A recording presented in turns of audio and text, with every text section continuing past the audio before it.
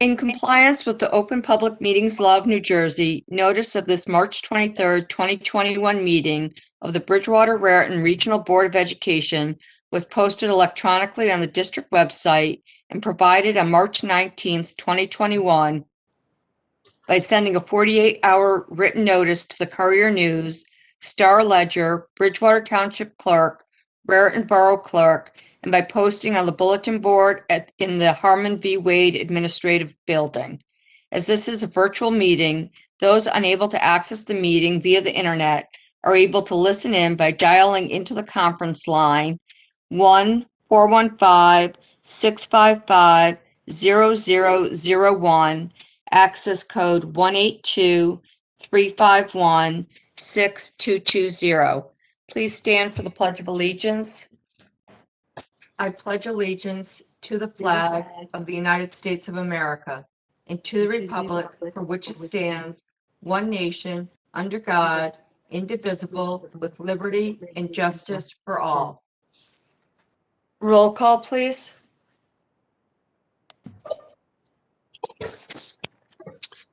Mrs. Hurley, Here. Mrs. Gladstone, Here. Ms. Lee, Here. Ms. Levitt, Here. Mr. Joshi, Here. Mr. Singer, Here. Ms. Sandler, Here. Mr. Walker, Here. Ms. Barlow. Here. We're now up to item 5 for closed session. Whereas discussion by the board is required on matters that are exceptions to the requirement that a public body hold its meetings in public, and whereas the topics for discussion are settlement agreement and personnel, whereas it is expected that the details of the discussion may be made public as soon as the issues may be acted upon publicly. Be it resolved that the board enter into closed session at this time. So moved. Second. Good. Okay. All in favor? Aye. All opposed? Okay, we're now in closed session. We are coming back from closed session, but I'm going to wait until 7:30 for us to proceed with the meeting. Good evening, everyone. We're now up to item 6, the student representatives report. Do we have the student reps here? I do not see them at this time. Let me, they did indicate they were going to be present, so if we want to move to the next topic and then when they arrive. Okay, Dr. Ficara, which of the next 2 topics? The superintendent's report is up next, and we have Gwen Thornton joining us at 7:45. Oh, okay. I thought Gwen was going to come in first, and I didn't want to keep her waiting. Right, and she was, but I expected the student reps report first and then followed by her. All right. So we have the FAQs and the goals. I think the goals will be report on the goals will be much longer than the FAQs. So, Peter, are you putting up the FAQs, or is that Sean that's doing it?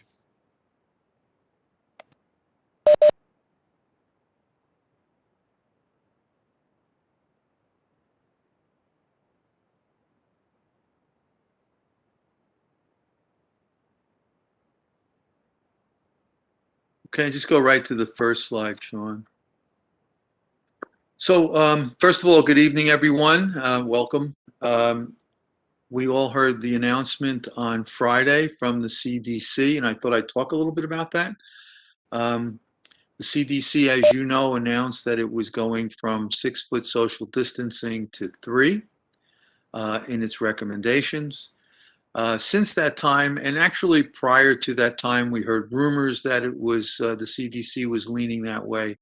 So we've been bringing furniture back into classrooms and putting them and getting them ready. And then once that announcement came out on Friday, we certainly kicked that up a notch or two and started bringing furniture in quickly in large numbers. And then we're also cleaning and storing that furniture and preparing to start taping the classrooms for the new distance of 3 feet.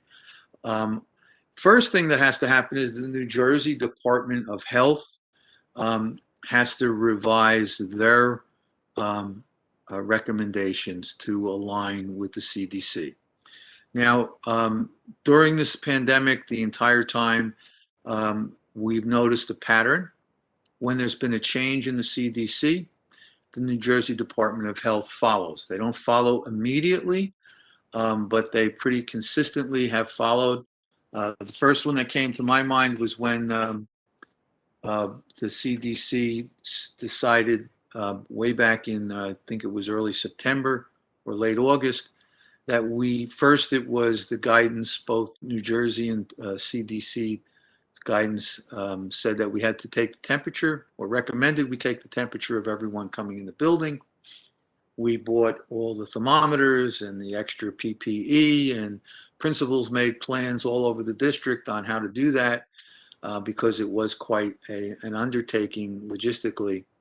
And then CDC changed their guidelines, and then shortly afterwards, New Jersey followed. So we are anticipating that that happens again. When it happens, we're not sure. Our local health official, Kevin Sumner, was in a meeting today with the Department of Health. They discussed vaccines, and they were not prepared to say, they were reviewing, but were not prepared to take a position on the 3 foot social distancing, the decrease from 6 foot to 3 foot. And as I said before, we fully anticipate that New Jersey will follow, but we have to wait until that time comes. In the past, it has not been a long period of time. Next slide, please.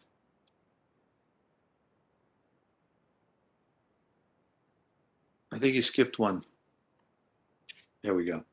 The CDC guidelines specifically targeted elementary schools as students that should be 3 feet apart. In the middle schools and in the high schools, they were concerned with cohorting as well, depending on the community transition. So in the middle school and the high school, students should be at least 3 feet apart in areas of low, moderate, or substantial community transmission.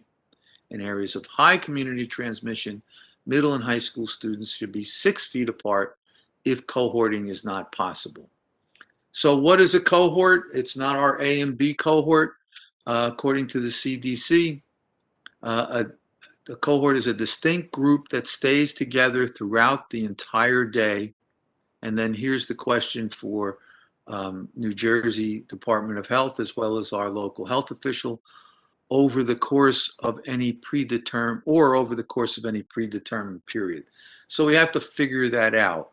The middle school, 7th and 8th grade, to me looks like a cohort group. They do have some interchanging of classes. The high school, I do not think we'll be able to find any cohorts in the high school. As you know, children travel full day every day with a different schedule. At most, they have 2 or 3 classes together, but for the most part, they follow different schedules. So that remains to be further defined, and we'll be looking for more guidance on that. And again, I'm sure this is going to happen quickly, sooner rather than later. Next slide. So what could we expect when New Jersey Department of Health aligns with the CDC and allows us to have 3 foot social distancing? We will be able to provide at the elementary school level, K-6, 5 days a week, half-day instruction for all students. We've been setting up model classrooms for the last couple of days, and And it appears that we will have enough of student desks, and the elementary can fit enough of elementary school desks in a classroom to fit all of our current capacity at the elementary school level. And that's if everyone decided to come back. So we're very confident about the K-6. The 7 through 12, again, we have to know more about what New Jersey and our local health department and what the CDC means by how strict a cohort is. So we'll be looking forward to identifying more information about that. Next slide, please. I wanted to point out at the last meeting or the meeting before that, I indicated we were looking into full day in-person instruction for the 4th marking period. The pandemic teams met, the principals met with the pandemic teams as well as with themselves, and the cabinet. They were directed to go back and look at what the schools would look like if we went to full day sessions. Unfortunately, if we move to 3-foot social distancing, that compounds the problem, because the CDC's recommendation as of now, if it was adopted in New Jersey, requires 6-foot social distancing at lunch and outside any of the outside the classroom activities, outside the cohort. So lunch was our problem, staffing it, holding it, having the space, and of course all those problems were compounded with the weather.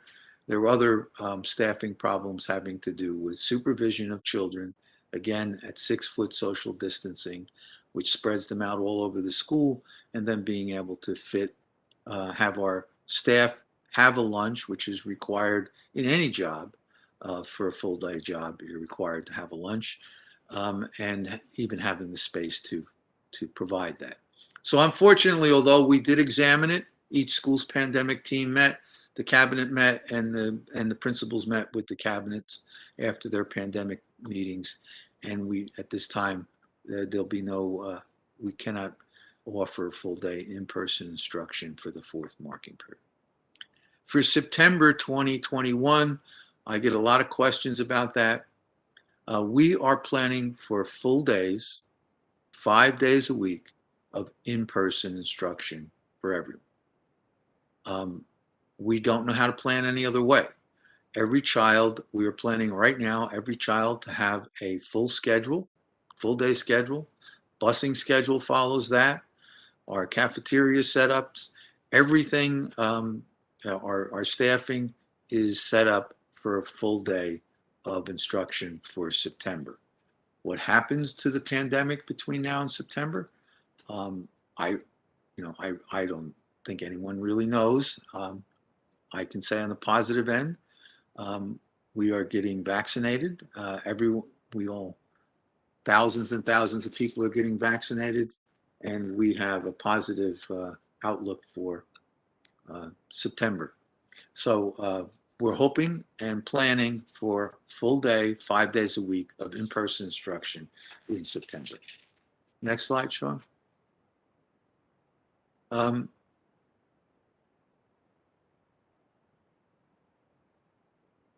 Next one, I'm sorry. So the New Jersey Department of Ed, I just wanted to go over this one more time. The New Jersey Department of Ed recommends that we follow the LOH, that's the local health official, because they have the ability to implement guidance based on the local circumstances.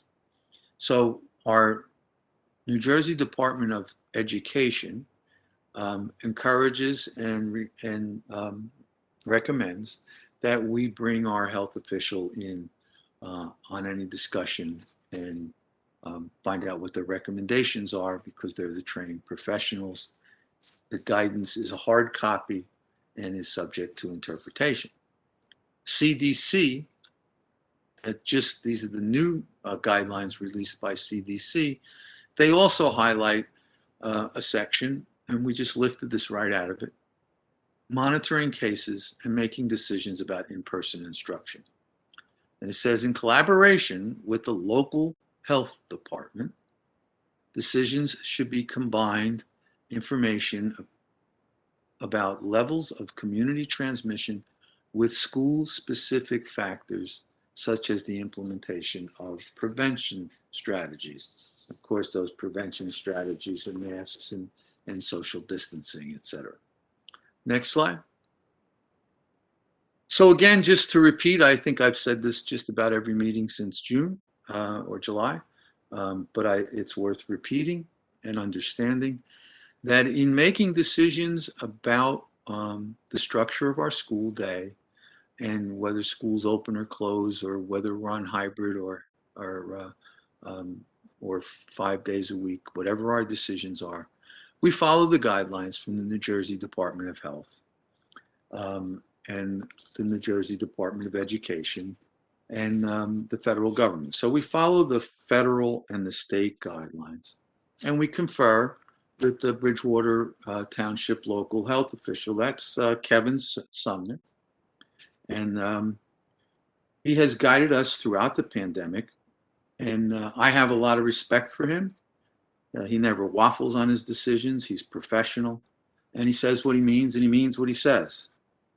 And he has guided us throughout this pandemic, has been a great assistance, and he is a professional and has been with us each step of the way. And by the way, I want to congratulate Kevin because he's been reappointed for last Thursday for a 2-year appointment, and he'll be with us for another 2 years. And yes, I don't want to fail to say that I'm well aware that Kevin Sumner and the CDC and the DOH are only recommendations, and that the superintendent makes the decision. The superintendent alone makes the decision about the structure of the school day. But I also think that people should keep in mind that with 8,600 children, 1,200 plus staff members, that I have to make a decision about, that be assured that I will rely on the state and the federal guidelines, and I will confer with Kevin Sumner, our local health officer, and make our decisions with professional advice. I will not step out of and make advice under based on the local on a headline or an editorial in a local news outlet or Facebook, or count up the number of emails. The most professional and responsible decision I believe we can make as a board, and I can make as a superintendent, is to follow the professional guidance, the official guidance, state of New Jersey Health Department, federal health department, and our local health official. And that's what we've been doing, and we will continue to work in that vein. Hopefully those guidelines are relaxed a little bit and we go to 3 feet, and when that happens, we will follow suit. Next slide. I just thought I'd throw this in here as one of the examples as to why we have to check with our local health official. For example, the color codes for CDC are different than the color codes for New Jersey Department of Health. And the CDC and the NJDOH also use a different metrics to determine transmission rates. Now, transmission rates have a direct impact on contact tracing and on how we operate when we come to cohorting and 6-foot social distancing versus 3-foot or anything else of that nature. So it's important that we have some advice on the differing. So the CDC specifically refers to a different set of circumstances if the transmission rate is high.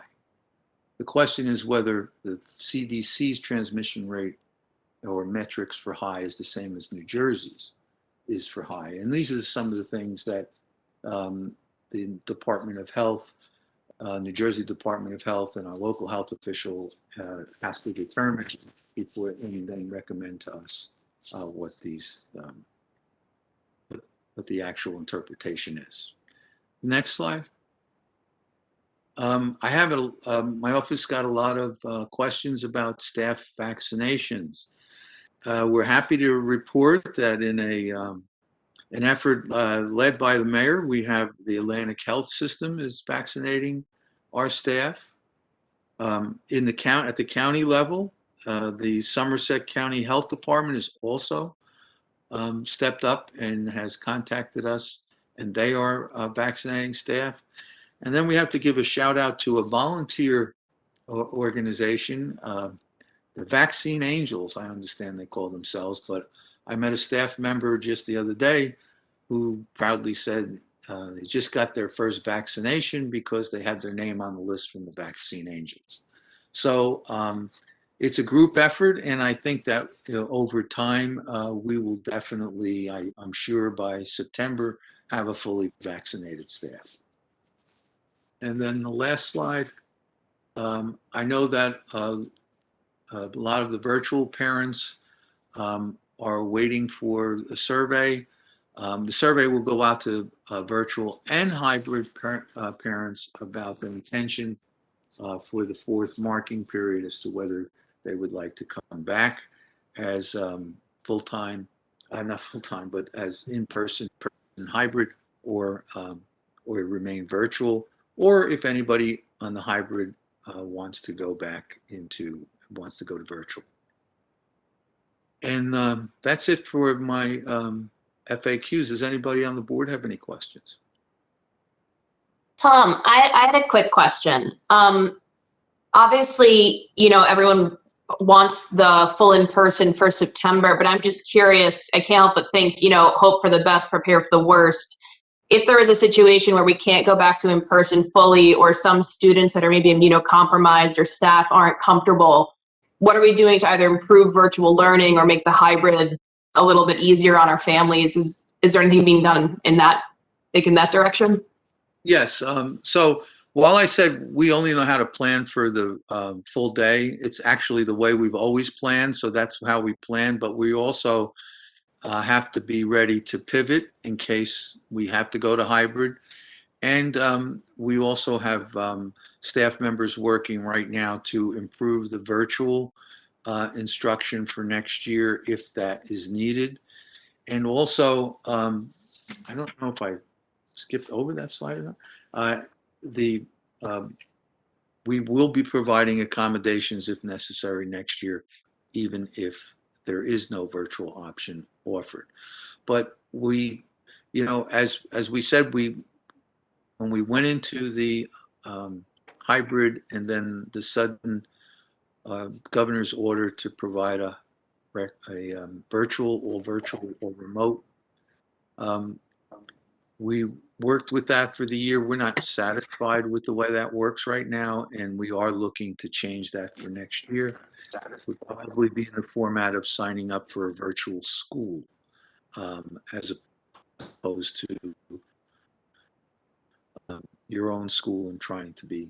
So, and they're working on that now. I shouldn't be jumping out in front of the committee, but just some of the ideas would be that to make it work, you would have to sign up for a virtual school, knowing that if you decide to go hybrid or back to full person, you may have to go back. You'd have to go back to your neighborhood school, and it may be a different teacher. That's primarily K-8. Tom, can you please clarify what you mean by accommodations? So we've had several calls of people who have indicated that, they've heard me talk about going back to full in person next year. And their particular child has needs that may be physical or illnesses that may not allow for that. In that case, we would provide for an accommodation, which would Thank be you. some sort of a virtual setup. Right. Thanks. Tom, with the survey going out tomorrow, how is that going to work if we don't know yet whether students will be 6 feet or 3 feet? What it's at? It may impact people's ability to answer. That's why I'm asking. Yes, we're asking the questions. Why we had a little bit of a delay. We were set up to send the survey out, and then the CDC made an announcement. So we set up a survey that asks you if, as we anticipate, the CDC New Jersey adopts the 3-foot guidance, would you be interested? And if it remains at 6 feet, would you be interested? So the question covers both. We have multiple questions to cover each. Great, thank you. Tom, on that note, you had said earlier that it appears we have enough desks in the elementary schools, and I think you were referencing K through 6 to fit all current capacity if everyone decides to come back. Is that, I just want to clarify, that's if New Jersey adopts the 3 feet, not under present circumstances, right? Absolutely, and thank you for that clarification. So what we did was set up some model classrooms in a variety of schools, and in some of those, for example, in one of the schools I went to, they were able to fit 22 desks in the room, and that class size was only 18. So that's with a 3-foot social distancing. It drops in half with 6 feet social distancing. So I was speaking only in terms of New Jersey adopting 3-foot social distancing. Okay, and my second question is a little bit harder, I think. You mentioned that we can't do fourth marking period full day due to lunch, but that we're planning for full day in September. Do we have an idea of what will need to change between the fourth marking period and the first marking period next year in order to make that plan a reality? I'm sorry, Steve, but you froze on me, and maybe just me, but I didn't hear. I didn't hear your question. Can you hear me now? Yes, yes. Okay. So you had mentioned that we can't do full day in fourth marking period because of lunch, but we are planning to do full day in September as if it was a normal year. Do we know what needs to change between fourth marking period and the first marking period in order to effectuate that change? Yeah, so the guidelines have to change, and the guidance has to change, and we're optimistic on that because of the vaccination. And hopefully it remains that way. Tom, lunch seems to be the biggest issue, both for multiple in the pandemic as well as with some other scheduling issues. What are we thinking about there doing? Are there any ideas out there? We have all those covered awnings. Can we throw like pop-up tables there or chairs for kids to eat? We thought, gym cafeteria, auditorium. I don't know. I'm just throwing ideas out there. Yeah, so our principals in the pandemic teams have reviewed their buildings in a variety of ways and look to be as flexible as possible. If we're talking about the problem that we keep running into is the 6-foot social distancing requirement, even if you have 3 feet, because that 6-foot social distancing is for lunch and any kind of out of the classroom cohorting. So that just, as you know, spreads the numbers. The class is thin, and we don't have enough personnel. We wouldn't have enough personnel to both supervise lunch, eat lunch themselves, and then find the areas.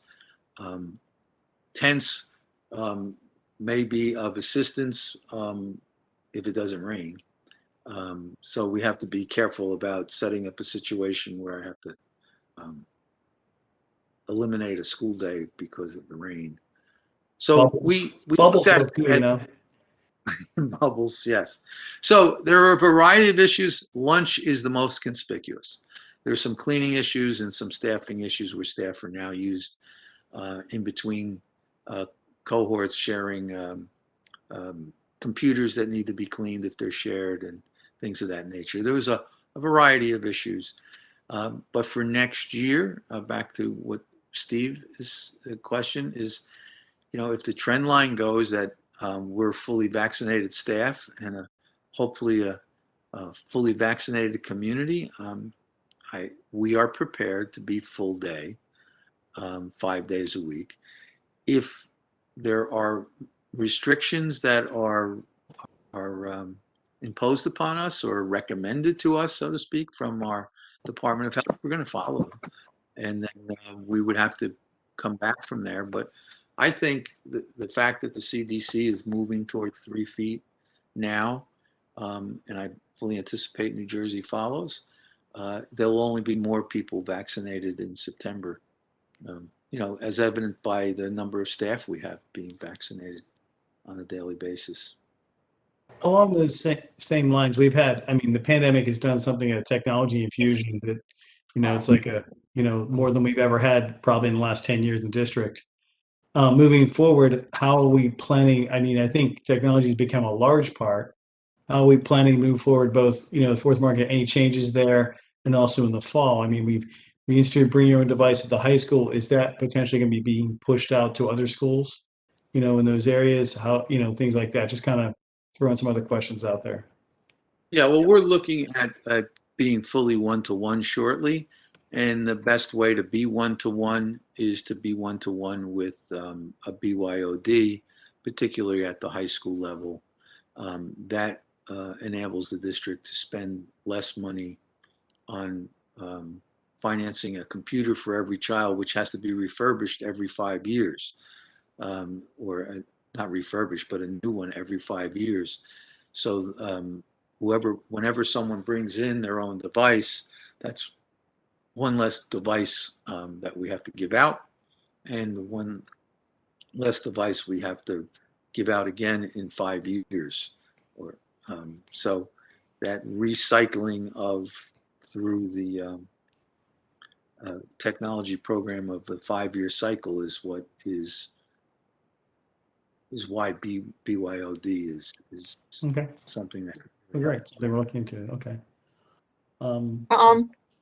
Tom, I wanted to ask Yes. about ventilation. I know that's one of the things that appears in the CDC recommendation, and I do know that we have an upcoming assessment of our buildings by our architect. I don't know what the timeline for that is, but I also wanted to know if we're looking at getting expert recommendation, which I guess would be health officials and building specialists, about portable units in rooms and whether that's worthwhile. Of course, we don't want to just throw money away for a technology that doesn't do anything, but if it really does add to the safety of our classrooms, are we looking into that at all? So the architects that's part of their charge, is to look into and upgrading any ventilation systems, and their charge will be go through each school and look at the mechanics as what the mechanical systems in each school, and of course that is the ventilation system. So that's a major part of their task. What is the timeline for that as far as the assessment? I don't know. Can I get some help on that, Peter? Do you know when we're going to start? They actually have their first meeting at the middle school and high school this week. But it is a multiple month project. It's not a quick turnaround for that final report. But it's something that will give us information before the fall, say? We definitely will have feedback before the fall. If they find any, I guess, gotcha type moments in their assessment, I hope I guess, are we letting them know to tell us that first and foremost? I guess, how are we handling that? I guess if we see anything that are very, very critical, I'm just wondering how. I haven't heard anything about the assessment, what they're doing, but how is that handled normally? Well, I basically sent them a model of what I expected them to format, and that they would have to identify each area of concern and then prioritize it 1, 2, or 3, so that priority 1 is immediate. And of course, it's incumbent upon them to tell us about any kind of hazardous situation that's eminently in our way. So that's one of the purposes of hiring a firm to go through each and every building and examine every room, the mechanicals, the structure, etc. So they will be informing us, and they have an obligation to do that, and then prioritizing the state of each of the areas in the building that are identified. Very quick. Sorry. Sorry, go ahead, Steve. Sorry, Gene. Just quickly, I just want to make sure that, with regard to opening in September and the current issues that we have, the pandemic teams are being tasked with looking into that, I assume, and addressing all necessary options. The pandemic teams. The pandemic teams just met on the full day option, and then they will of course be meeting, as guidance develops and as guidelines come out. As we get closer to the summer, I'm sure we're going to receive more information from the Department of Ed and the Department of Health, and then we'll bring them together to examine whatever changes there are. All right, thank you. And I was just going to add a quick thing because I'm also on one of the school's pandemic response teams. Dr. Vicard did a nice job with the principals, and basically the message he gave to the principals was there's obviously reasons why lunch isn't happening, because if it was easy to do, we'd be doing it. And so he asked the principals to speak to the pandemic teams, not just about what are the obstacles, but what are some of the possible solutions. And I spoke to a number of the other principals who found that was a really effective way to have the conversation, where it wasn't that we were ignoring the reasons why it was difficult, but trying to problem solve. And for instance, at Hamilton School, one of the teachers said, if we use, I know we always use cafeteria tables, but if we use desks in the all-purpose room and each student sat at a desk, could we fit more of them in there that way? And I said, that's a great idea. And we had an idea about, maybe not a lot more, but maybe that would be something that we could examine for the future as an idea of how to fit more students if we were using a common space at the cafeteria. So a lot of good ideas like that came out of the pandemic response team meeting. So I think that kind of conversation and problem solving will continue. And one final question I have. Actually, Jean was going to speak. Can we just okay, go to her ahead, Jean. first? Yeah. I'm sorry. That's okay. Thank you, Jackie. So I have two questions. One is what is the status of our vaccination of the teachers and staff? Is it 100% yet? If not, when do we expect this to happen? And my second question is that if we anticipate to have the full-time in-person learning in September, and then let's say if there are other guidelines that we may also need to offer the whole virtual or hybrid, is our school district prepared for that? Are we able to do 3 at the same time? So I'll take the last part first. So we are planning, and we're planning schedules that will provide for opening full day. At the same time, we're planning to make full day schedules that have the capacity to pivot to a hybrid. And we're also planning to have a virtual component if necessary, if it's required to be offered, and then a smaller virtual program for children who have specific health accommodations that we need to accommodate. As to your first question on the vaccinations, I only have anecdotal evidence. Whoever stops and tells me about it or says, hooray, I got my second or first vaccine today. I do know just from talking to staff that it's happening, but we're not we're not entitled to that information between the principal, between the employee and their health and whether they're vaccinated or not. So we just provided the information. First, we asked everyone, would you be interested? If you are interested, please sign this form. Once we got that information, we took all of those names and that information, put it into a spreadsheet, send it to Atlantic Health as well as Somerset County.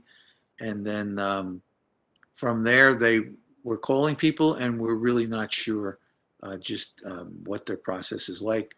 The only thing I know is that people are telling me they're getting calls and they're getting vaccinated. Thank you. So my question was what Jean Lee just asked the second question about an option for September. So we will offer the virtual option in September only if it's required. You know, if that requirement is there that, you know, you will always have a virtual, that's the only way we will have that, right? It's not going to be an option.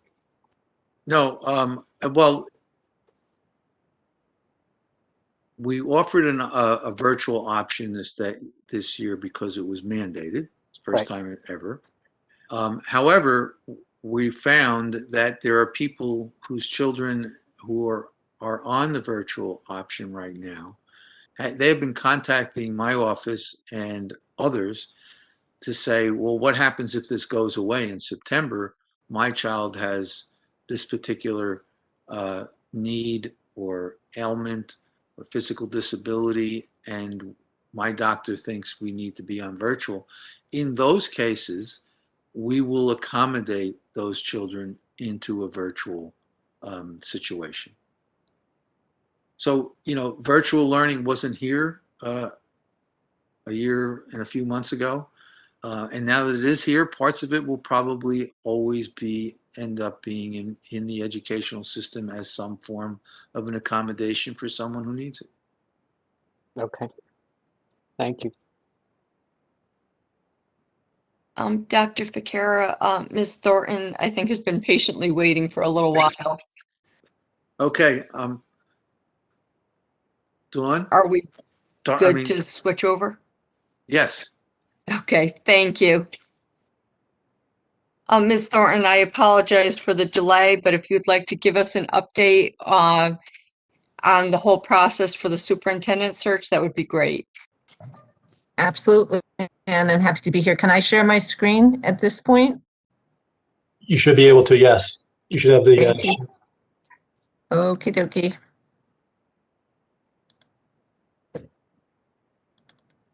There we go. Share. There we go. Okay. So, good evening.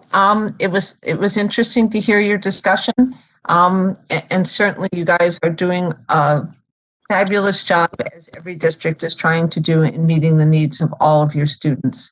In addition, you have undertaken a superintendent search, and my goal this evening is really just to talk about the process so that the full board is on board with that. So obviously the vacancy is going to occur on or about July the 1st.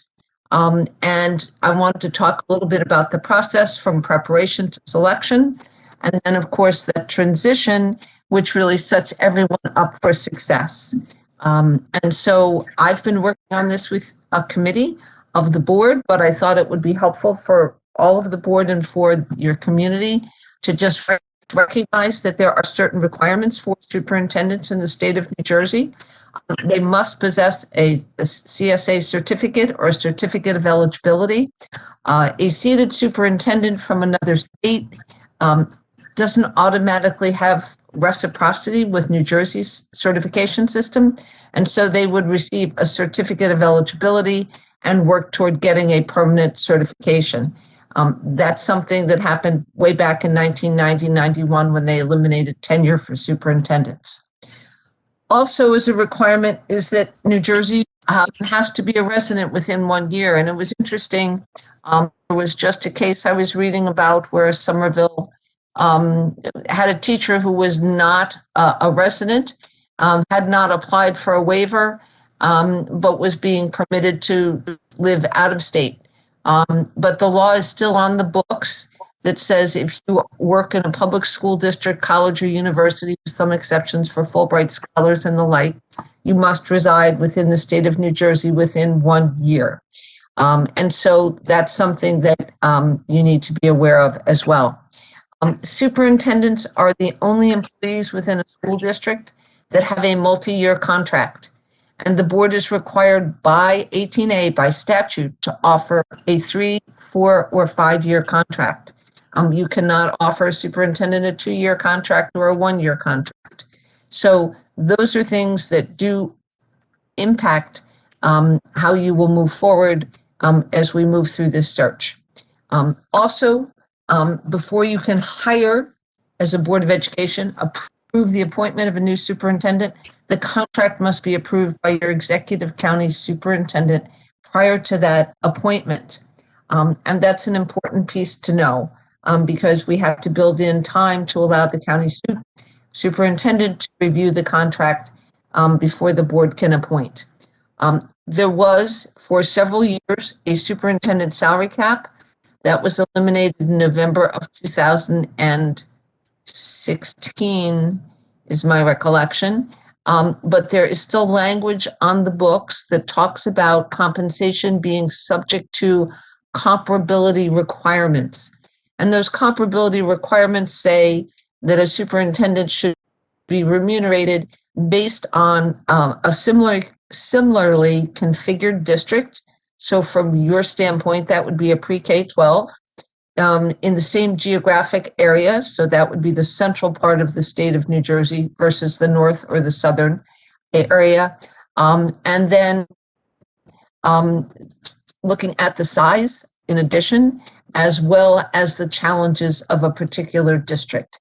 And that's what they mean when they, in the accountability regulations, they talk about comparability requirements. So that is what your executive county superintendent is going to look at when they look at a contract for a new superintendent from any school district, but from Bridgewater as well. When they eliminated the superintendent salary cap, though, they did keep some of the other pay/stipend options in place. So if your district has a high school, which you do, the superintendent is entitled to $5,000 additional. If your superintendent were to serve in an additional administrative position, which is not going to happen in Bridgewater, but in some of the smaller districts, we have superintendents who are also the director of special services, perhaps, or they are the director of curriculum and instruction in addition to being the superintendent. That enables you to give them an additional $5,000. If you shared a superintendent with another school district, but again, given your size and the complexity, the number of buildings and the number of students, not really an option for Bridgewater, but for smaller districts, it has been used quite frequently, especially out in Hunterdon County where you have a lot of K-6s and K-8s. If you share superintendents, you can pay that shared superintendent an additional $15,000 above that comparability level, whatever the ECS determines it to be. They also maintained the existence of merit goals in superintendent contracts. Again, you're entitled to up to 3 quantitative ones that can be paid up to 3.3% of the salary on an annual basis, and 2 qualitative, which is up to 2.5% of the salary in each given year that those merit goals exist. They're not mandatory. They're contractual. Boards are sometimes using them, sometimes they are not. And again, there's nothing that says you can't develop a rubric on a quantitative or qualitative goal based on the results and pay a proportionate or pro rata percentage of that 3.3 for each or 2.5. So that is still there and is part of it. So there's really 3 stages to the process. The preparatory preparation, which we have completed for all intents and purposes, the collection process, which is the stage we are in now, and then obviously the selection. And I would tell you that the communication is a critical component throughout the process. Communication with your staff, who are the most directly impacted by a change in a superintendent, by your parents and your community, who have students in the district, and those who don't, because the quality of your school district impacts the community itself. It is an integral part and a microcosm for the wider society. So throughout this search, our goal has been, I know your board committee, to provide a clear and ongoing understanding of the process and the timeline, what people's expectations are, and the progress that's being made. On your website, I know we have posted a copy of the posting, a copy of the calendar, and also, because we are in a COVID age and a pandemic, a survey to provide stakeholder input opportunities. And the board has been very upfront about what it can and cannot be shared. So you have a separate section, a space on your website devoted to that, which is excellent, so that your community can go there at any point and see all of that information. And that's an important piece. So you've determined the search process. The scope, it used to be when I started doing this work, boards would debate whether to do a national search or a statewide search, but with the internet, every search has become a national search. Additionally, using New Jersey school boards, we belong to the National Association of Superintendent Searchers through the National School Board Association. So all of the 35 states that belong to that association post your ad. So you are on Iowa, you are on Maryland, you're on Massachusetts, that posting is on Alaska's website. So you have gotten the word out not only within the state of New Jersey, but also nationally. We've developed a timeline and a calendar that I will share with you in a moment, but again, is available on your website. You've established criteria that are important to you. And I'm going to talk a little bit about the role of the board and the staff and the community. Just to caution for the public in particular, any board member that has a relative who is employed in the district is not able to participate in any way in a search for a new superintendent. And we have posted, and that posting has been up now for at least 2 weeks, and we are moving forward through that process. So we have set the timeline based on the district's goals and needs, and that is to have someone in place. But this is a really critical decision for the board, and it's something that I would say to your community, and I've said to every board that I've ever worked with, this is a selection process, not a settlement. And so if we don't find someone who has the skill set, the knowledge, the background, and the experience to be successful in Bridgewater, you would be better served by continuing with an interim than you would be in settling for someone who is not a good fit with all of those requisite skills and experiences to be effective in Bridgewater Raritan. So we began this process in March, and we are gathering stakeholder input through the survey. I checked late this afternoon. As of now, we have 147 responses from your community, 57 responses from the staff, and several from administrators. I'm hoping that we get additional input from your staff as well as your community, because the more input we receive, the more informed the board will be about the communities and the staff's identification of the strengths of the district, their identification of the challenges, which of course have been complicated geometrically by the pandemic for every school district, but also what they see as the challenges coming down the road. Teachers particularly have a unique perspective. They are with the students every day, whether they're doing it in cohorts or whether they're doing it remotely. They are with the kids. They have a good sense of what the needs of the children are. And board members can't possibly hope to have that perspective because that's not your role and you're not in the classrooms with the kids every day.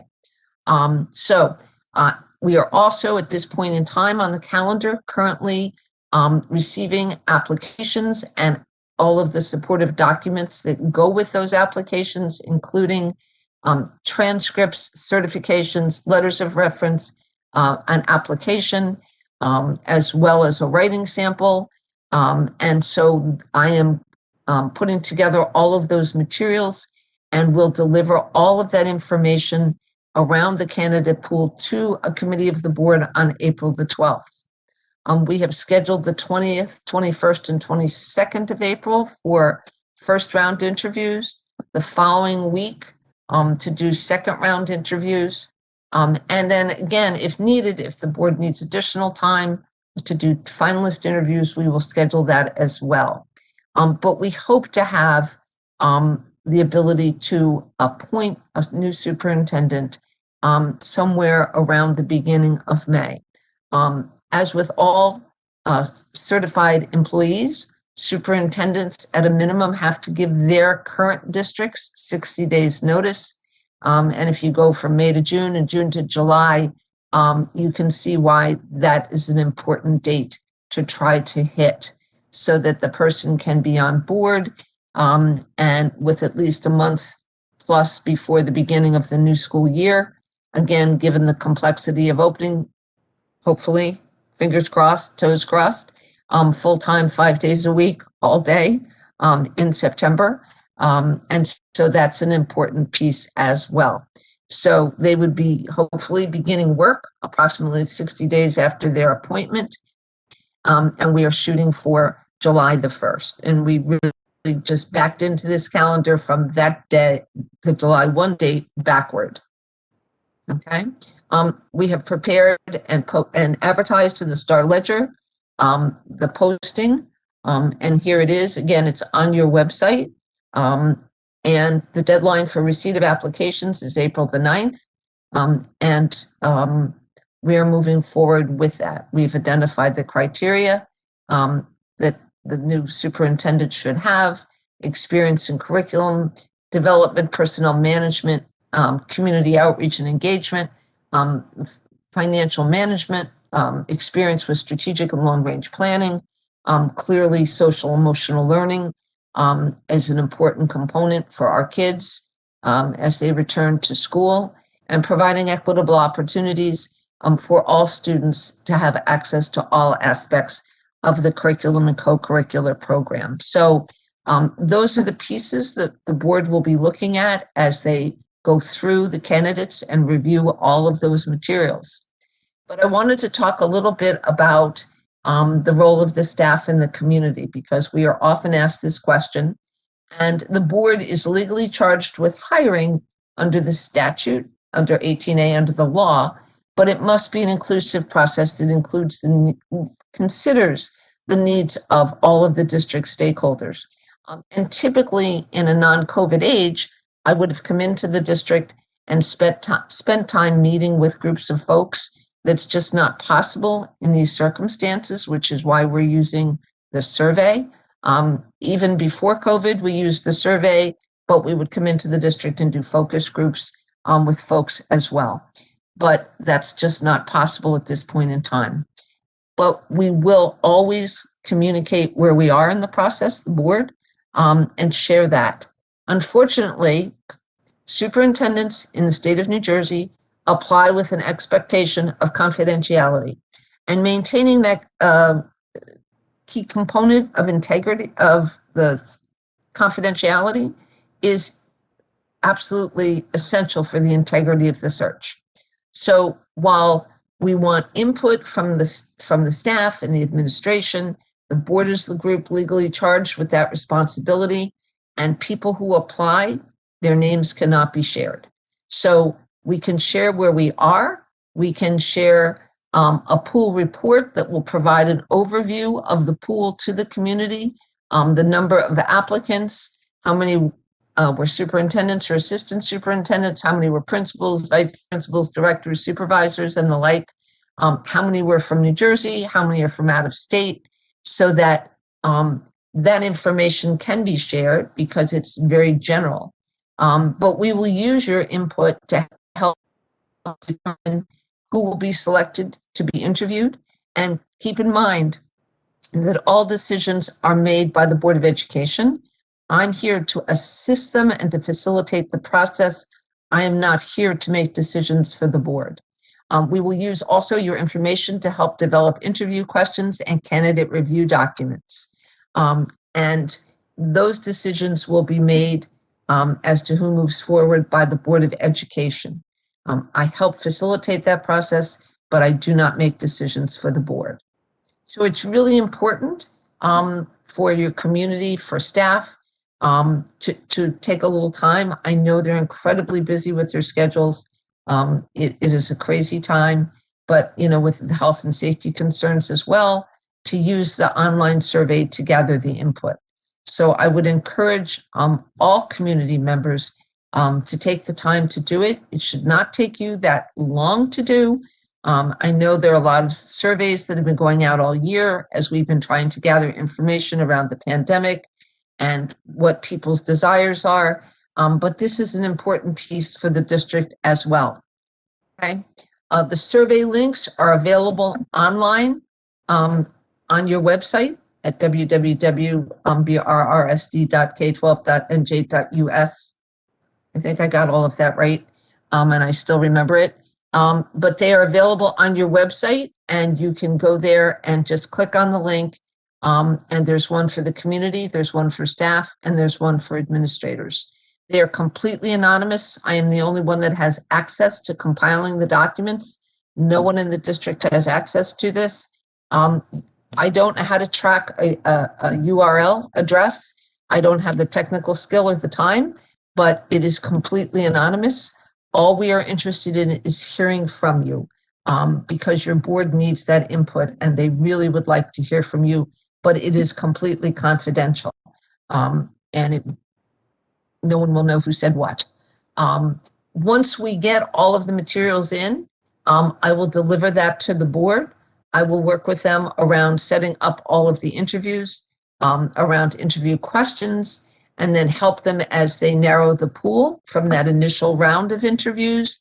And typically the kinds of materials we collect, application, a letter of interest, their resume, a copy of their certificates.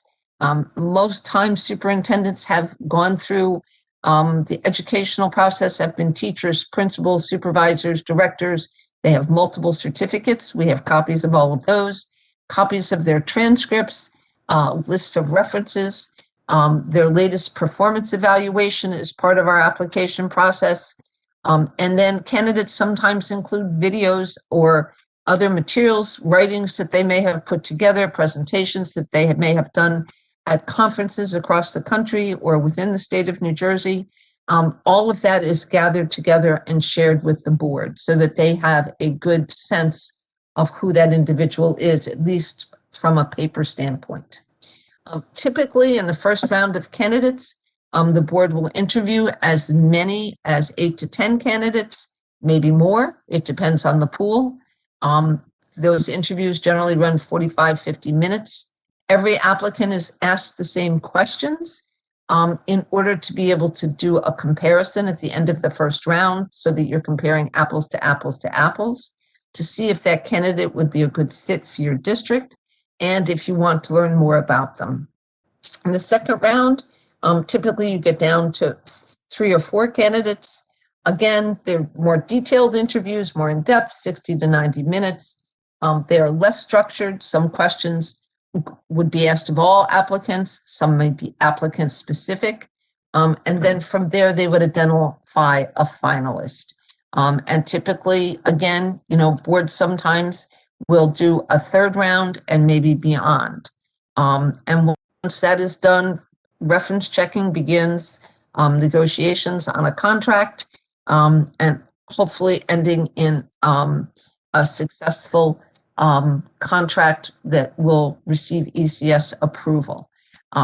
Sometimes, again, in a perfect world, boards would visit a candidate's district and spend a day in the district. That may or may not be possible depending upon what district the candidate is from, and if the candidate's students are in school. Some districts are still fully remote, some are not, some are in hybrid. We just don't have the answer to that.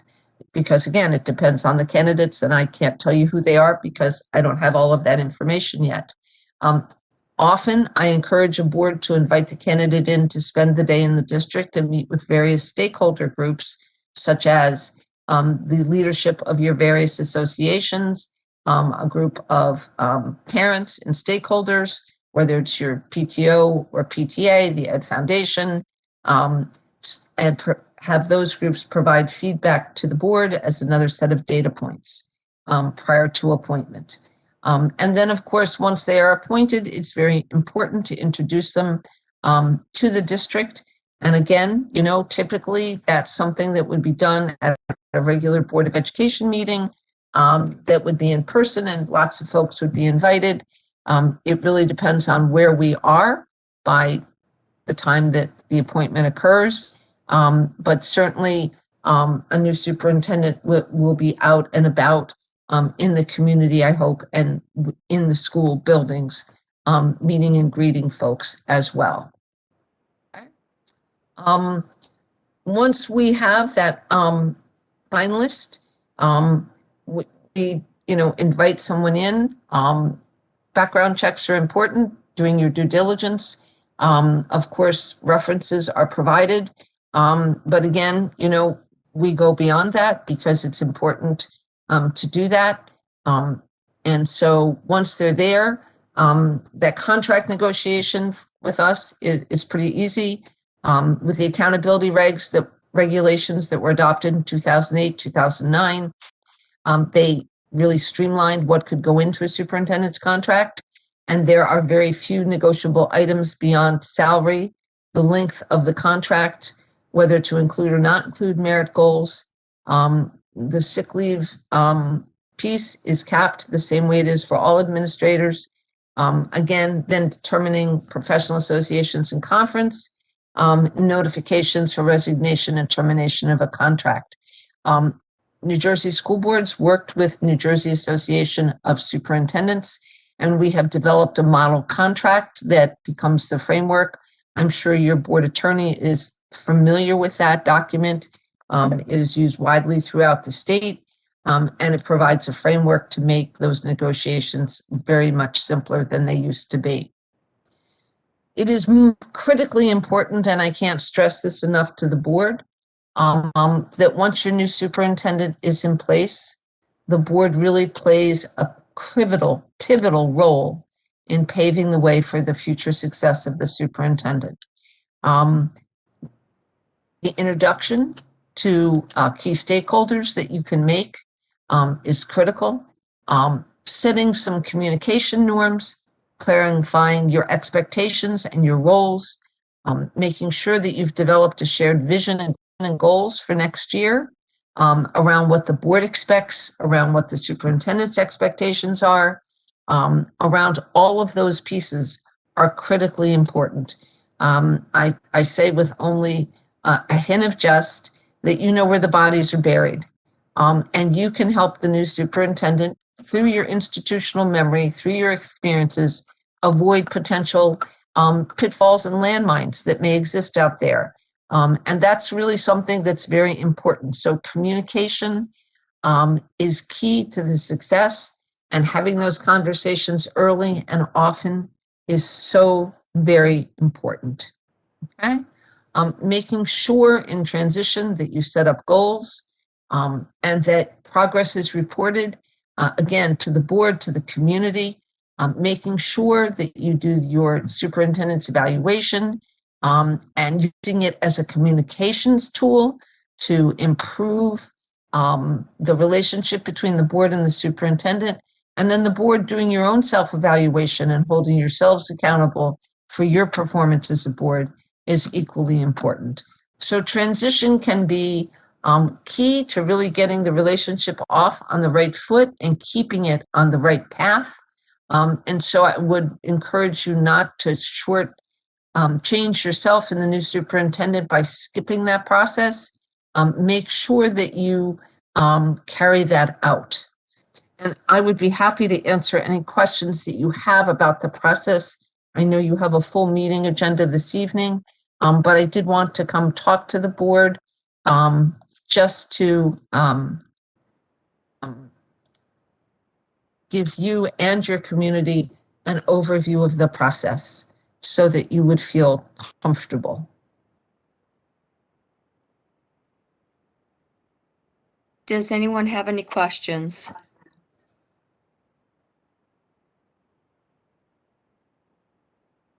It sounds like we are good. Okay. Cool. Thank you very much. That was very informative and really appreciate the time. Thanks. My pleasure.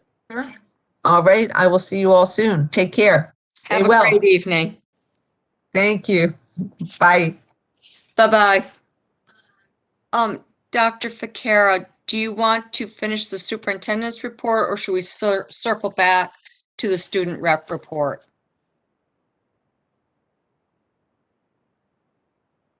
I think you're on mute. If the students are here, I think they should be given an opportunity to go first. Thank you. Gia, are you the person giving our student reps report tonight? Yeah, Pamela isn't here today, so I'm the alternate for her, and then Murmai is here also. Oh, okay, great. So we'll let you both take it away, and thank you for joining. Great. Hi, so I'm going to start with the academics.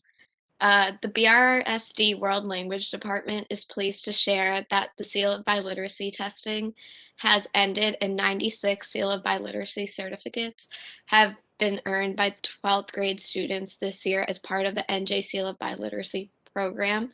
BRHS has participated in the Seal of Biliteracy initiative since the 2017 to 2018 school year, and students will be honored at a future BOE meeting and will be awarded this distinction upon graduation.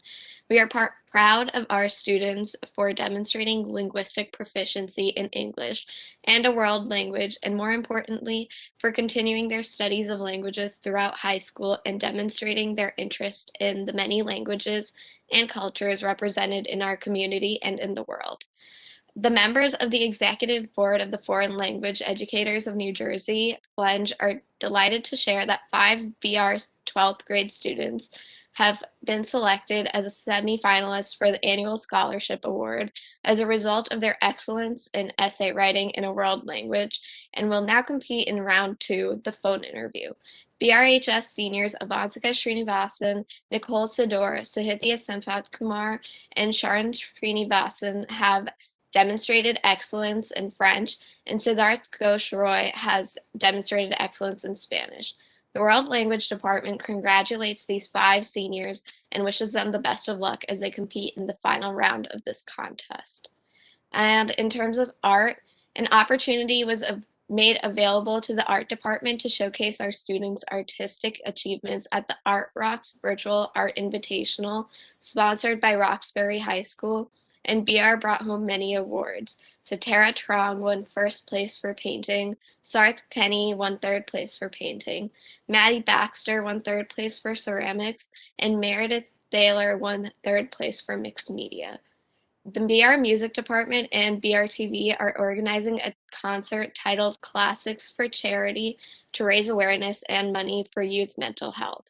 All proceeds from the concert will go towards the JED Foundation, a nonprofit organization dedicated to mental health advocacy, research, and education for teens and young adults. And in student life, the American Red Cross Club food drive resulted in over 50 bags of food being donated to the food bank network of Somerset County. And BRTV continues to post shows every Friday to their YouTube channel. Segments include featured musicians, featured artists, staff features, club spotlights, and interviews with Panther sports athletes. The link to BRTV's YouTube channel playlist can be found on the BRHS website to watch all of their listed videos.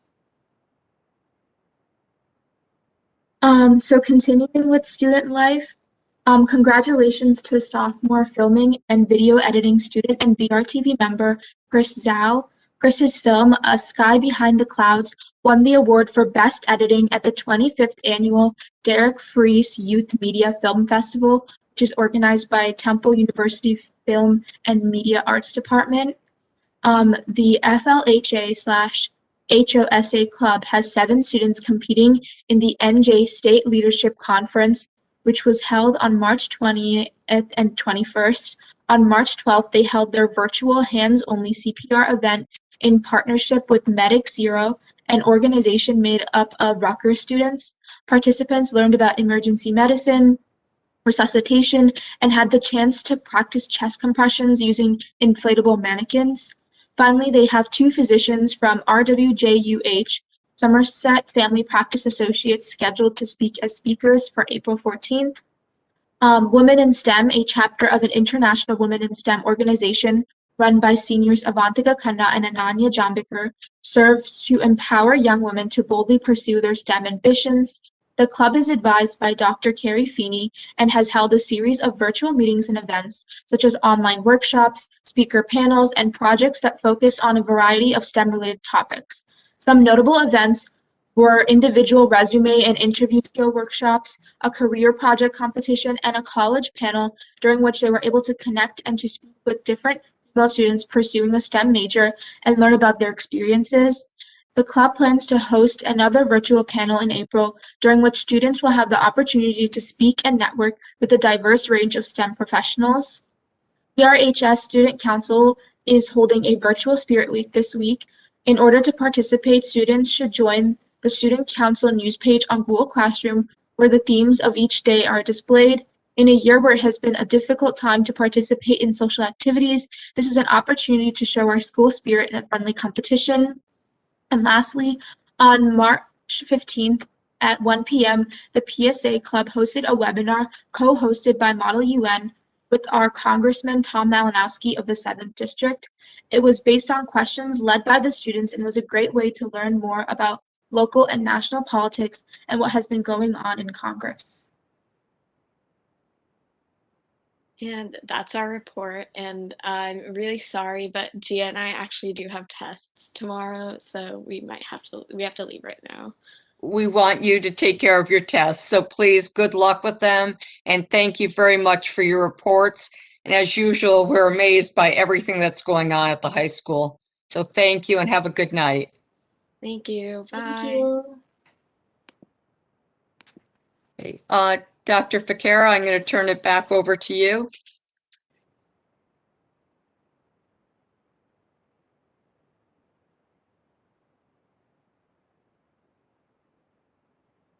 Decided on, I guess it was back in December. Goal 1 was to build the capacity for delivery of instruction in a hybrid, virtual and hybrid classroom.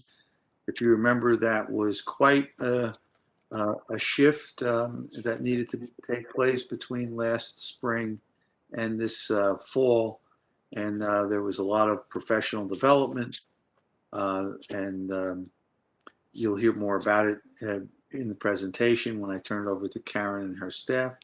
We also, goal 2 was to provide SEL, that's and supports for all students, staff, and families in both the virtual and hybrid learning environments. And then goal 3 was to build a district-wide culture that is accepting and appreciative of diversity, promotes equitable opportunities, reduces bias, and supports an inclusive environment. Shortly after those goals were decided upon, the administration took those goals and we made sure that they did not just sit on a shelf as a piece of paper, but they were turned into action plans. And Karen and her team worked diligently over the last few months, and I'm going to turn the presentation of the specifics of that over to Karen right now. Karen? All right, thank you. Jennifer Edge, are you there? Can you pull up the slideshow, please? All right, so while Jen is pulling up the slideshow, I'll talk a little bit about what our purpose here tonight is in presenting progress towards our goals. If you could just go to the page with the goals. Alrighty, so I won't read them to you again because Dr. Ficara just went through them, but what I do want to say is that tomorrow we are going to, or in the next couple of days, we will post the whole presentation on the website. And then you can click on the goals and you'll be able to actually see the action plan. Jen, can you just maybe click on goal 1 for us? The plan, yep. Can you expand that by any chance, or maybe you can't? Perfect. So if you look at that, it'll actually have the action plan that we went through. And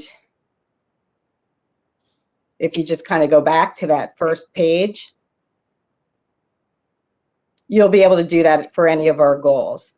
So what I'm going to do at this point is I am going to turn over the presentation to our facilitators who are with us tonight. They've been quietly waiting since 7:30, so I appreciate that.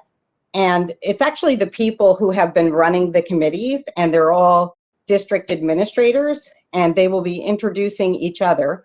So I'm going to start with goal 1. And the facilitators for goal 1 are Candy Mulligan, who's our English Language Arts Supervisor for K4, and Jamie Kachis, who is our Instructional Technology Supervisor for K12. And what they're going to do a little bit is tell you how our committees were formed, and they're going to report to you some progress and then steps that we still need to take as we kind of move towards our outcomes. One of the things I wanted to say is these are not so much presentations of, like, it's not going to be a report on what is virtual hybrid classroom or what do we mean when we say SEL competencies, although we will give you some of that information.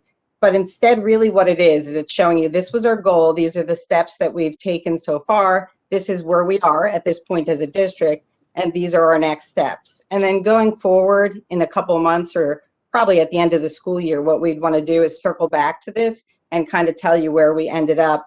And then our hope would be that we would continue with these goals into next year, because you'll see that all the goals are multi-year goals. Even district goal 1, which really talks about a virtual hybrid classroom, even if we go back to a traditional classroom, we're going to have to do some work to, you know, transition back to it.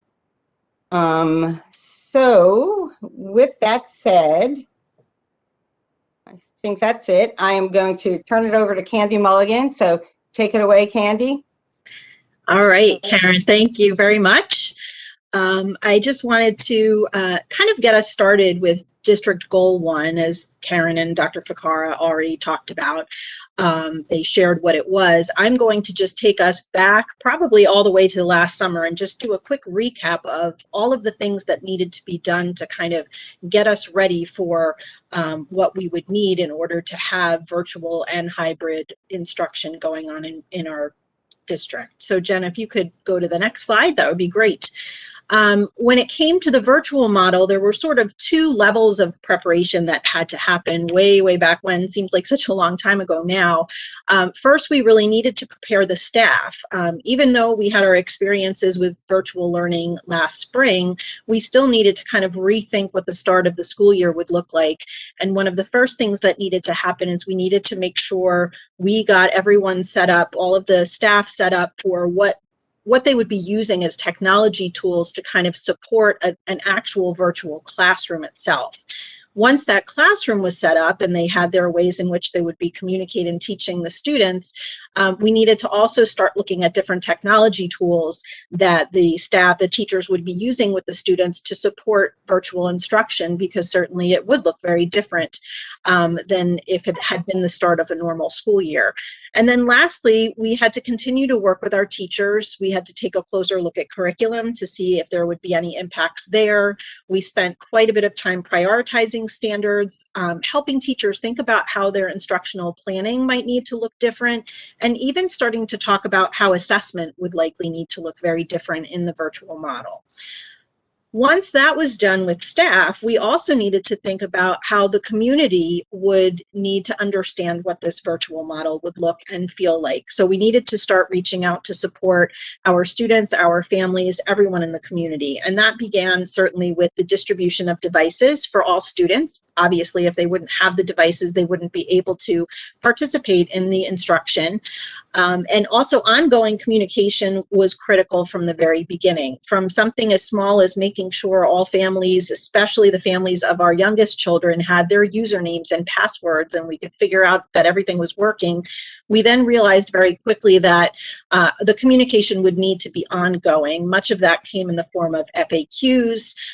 Jamie Kachis and her instructional technology department developed a website. Anything that we could do to continue to support the families, we needed to start thinking about that quite early on.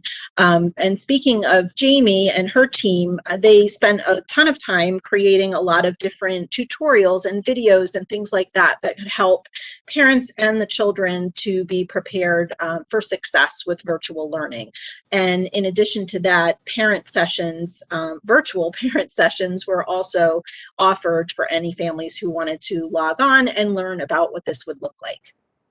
So that took us to sort of getting things up and running with the virtual model. Once that was happening, we had to very, very quickly pivot, of course, and we had to start, while the virtual instruction started, we had to already start thinking and planning about how we would start up the hybrid model, which we knew would be starting on October 12th.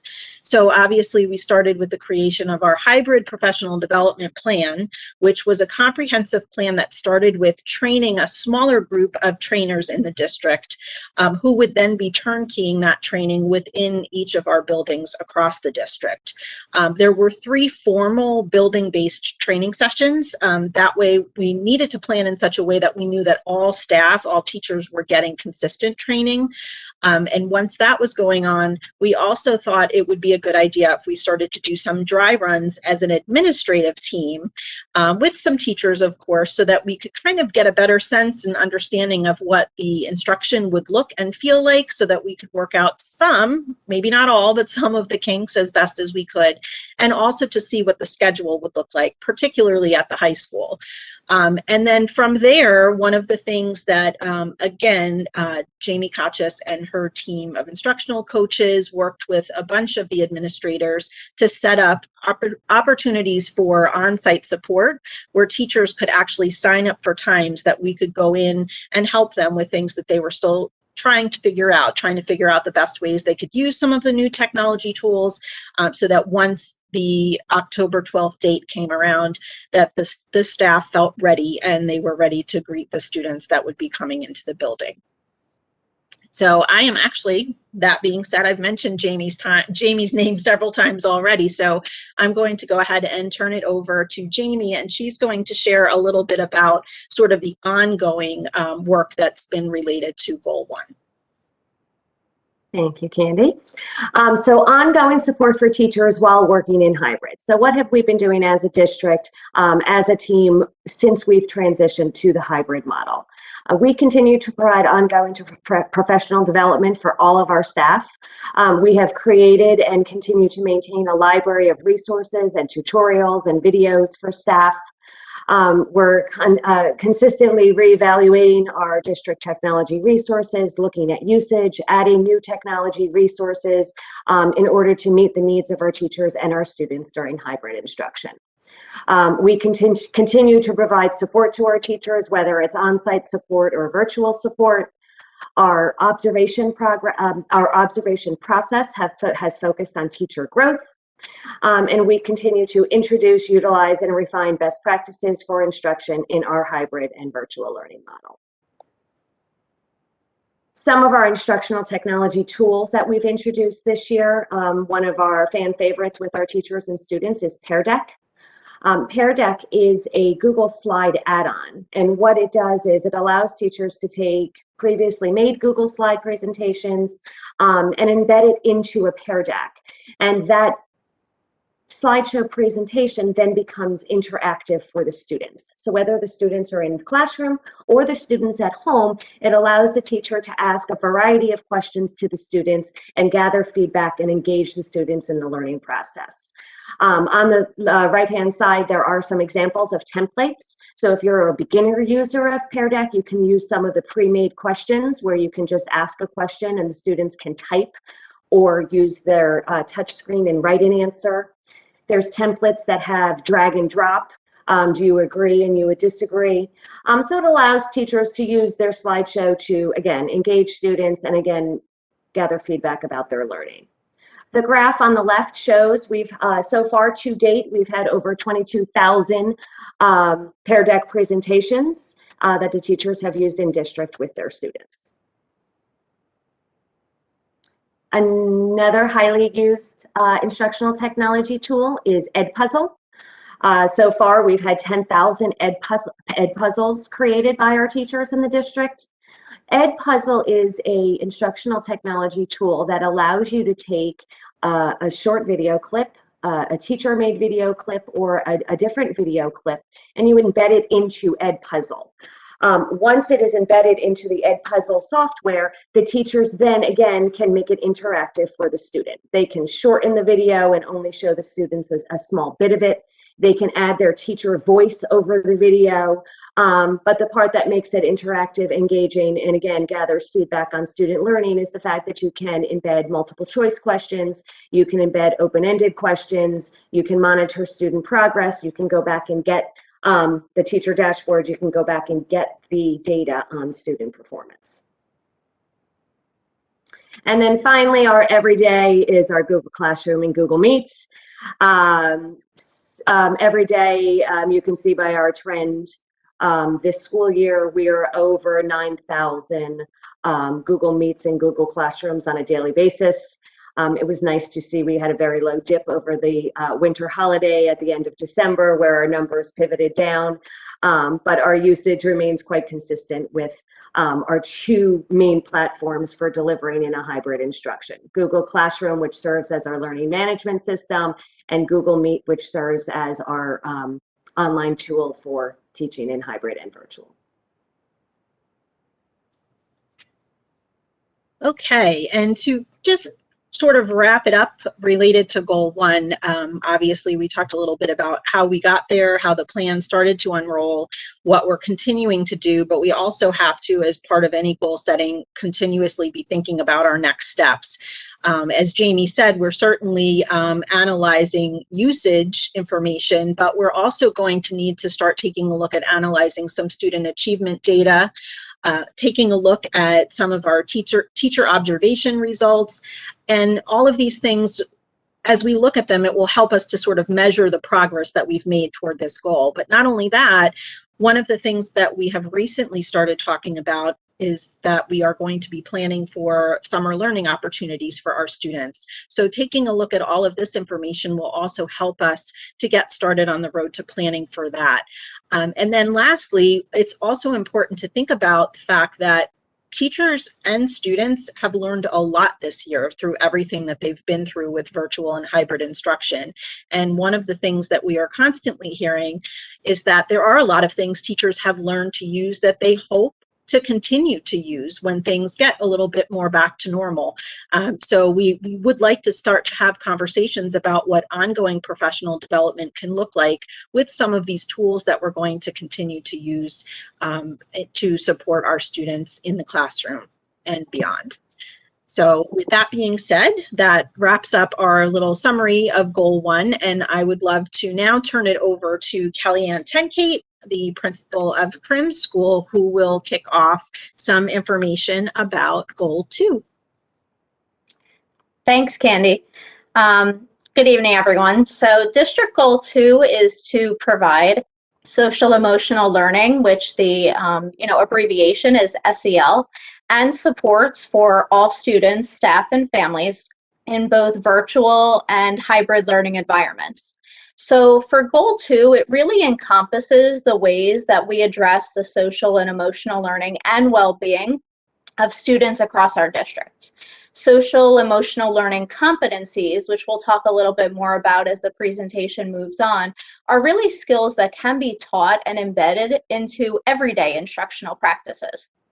Additionally, with this goal, it really asks us to ensure that we are appropriately meeting the social, emotional, and mental health needs of not only our students, but also our staff and families through a variety of structures and processes.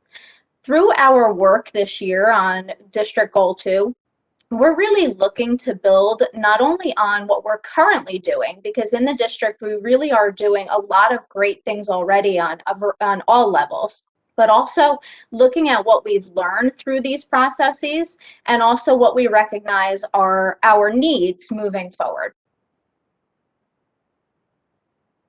The next slide shows a visual of the New Jersey social and emotional learning competencies and sub-competencies. So social and emotional learning, or like I said before, SEL, really involves the process through which children and adults acquire and apply knowledge, attitudes, skills that are really necessary in order to understand and also to manage your emotions, to set and achieve and meet goals, also to feel and be able to show empathy for others, to establish and maintain positive relationships, and also be able to make just overall responsible decisions. So in a normal school year, it is imperative to be able to promote the development of social and emotional skills and the knowledge and dispositions, and be able to just overall address the barriers to both learning and teaching. During a pandemic, and especially with students not physically present in school buildings from March 13th of 2020 until early to mid-October of 2020, and some students not even setting foot back in the building yet, it's even more important that through our actions and strategies and practice that we focus on supporting students' learning and well-being in order to just increase overall success. As you can see in this visual, the New Jersey Department of Education really outlines 5 core competencies that can be taught in many ways and across many different settings and content areas. So in order to really promote the New Jersey social and emotional learning competencies and sub-competencies that you saw on the visual on the previous slide, we put a number of structures in place to really support not only our implementation, but just our overall work towards meeting Goal 2. So for us, really the first step was just forming an administrative Goal 2 committee. The Goal 2 Administrative Committee includes 5 administrators that span various district roles, and we meet weekly. Another thing that our Administrative Goal 2 Committee did is that we, early on developed an SEL self-assessment survey for district staff. This survey was distributed to all district staff during the January 18th Professional Development Day. And you'll actually see as we get later into our portion of the presentation, some of the opportunities that were not only offered during the January 18th Professional Day, but Laura Craig will talk a little bit more about just overall takeaways from that SEL self-assessment survey.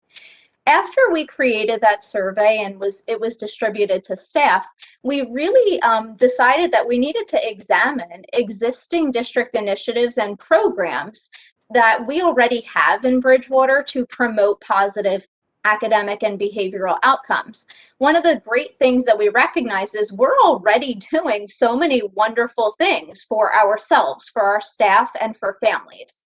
One of the things that I really want to highlight before we get to the next slide that gives some more examples on a district-wide level, a building and department level, and just classroom instructional practice is highlighting the multi-tiered systems of support, which you can see is MTSS.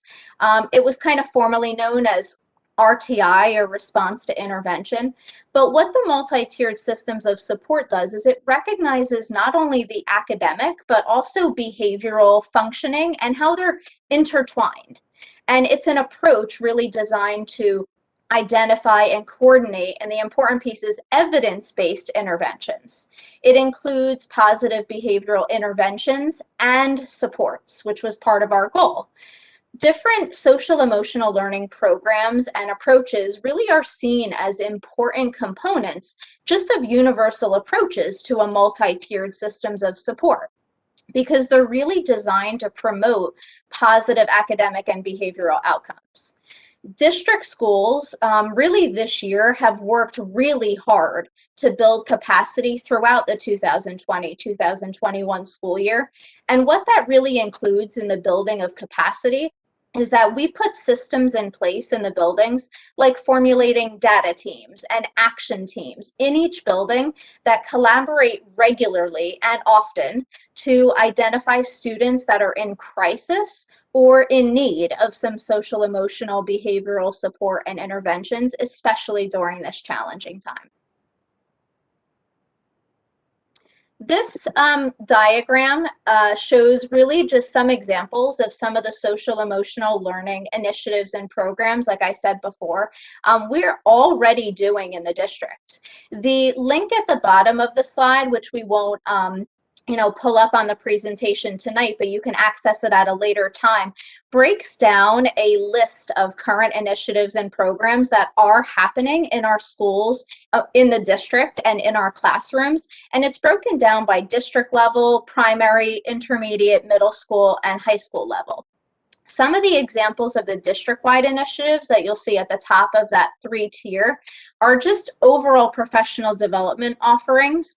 The next slide, I'll talk a little bit more about, again, the January 18th Professional Development Day and some pop-up professional development offerings that our own staff have offered to others during the afternoons after the student instructional day.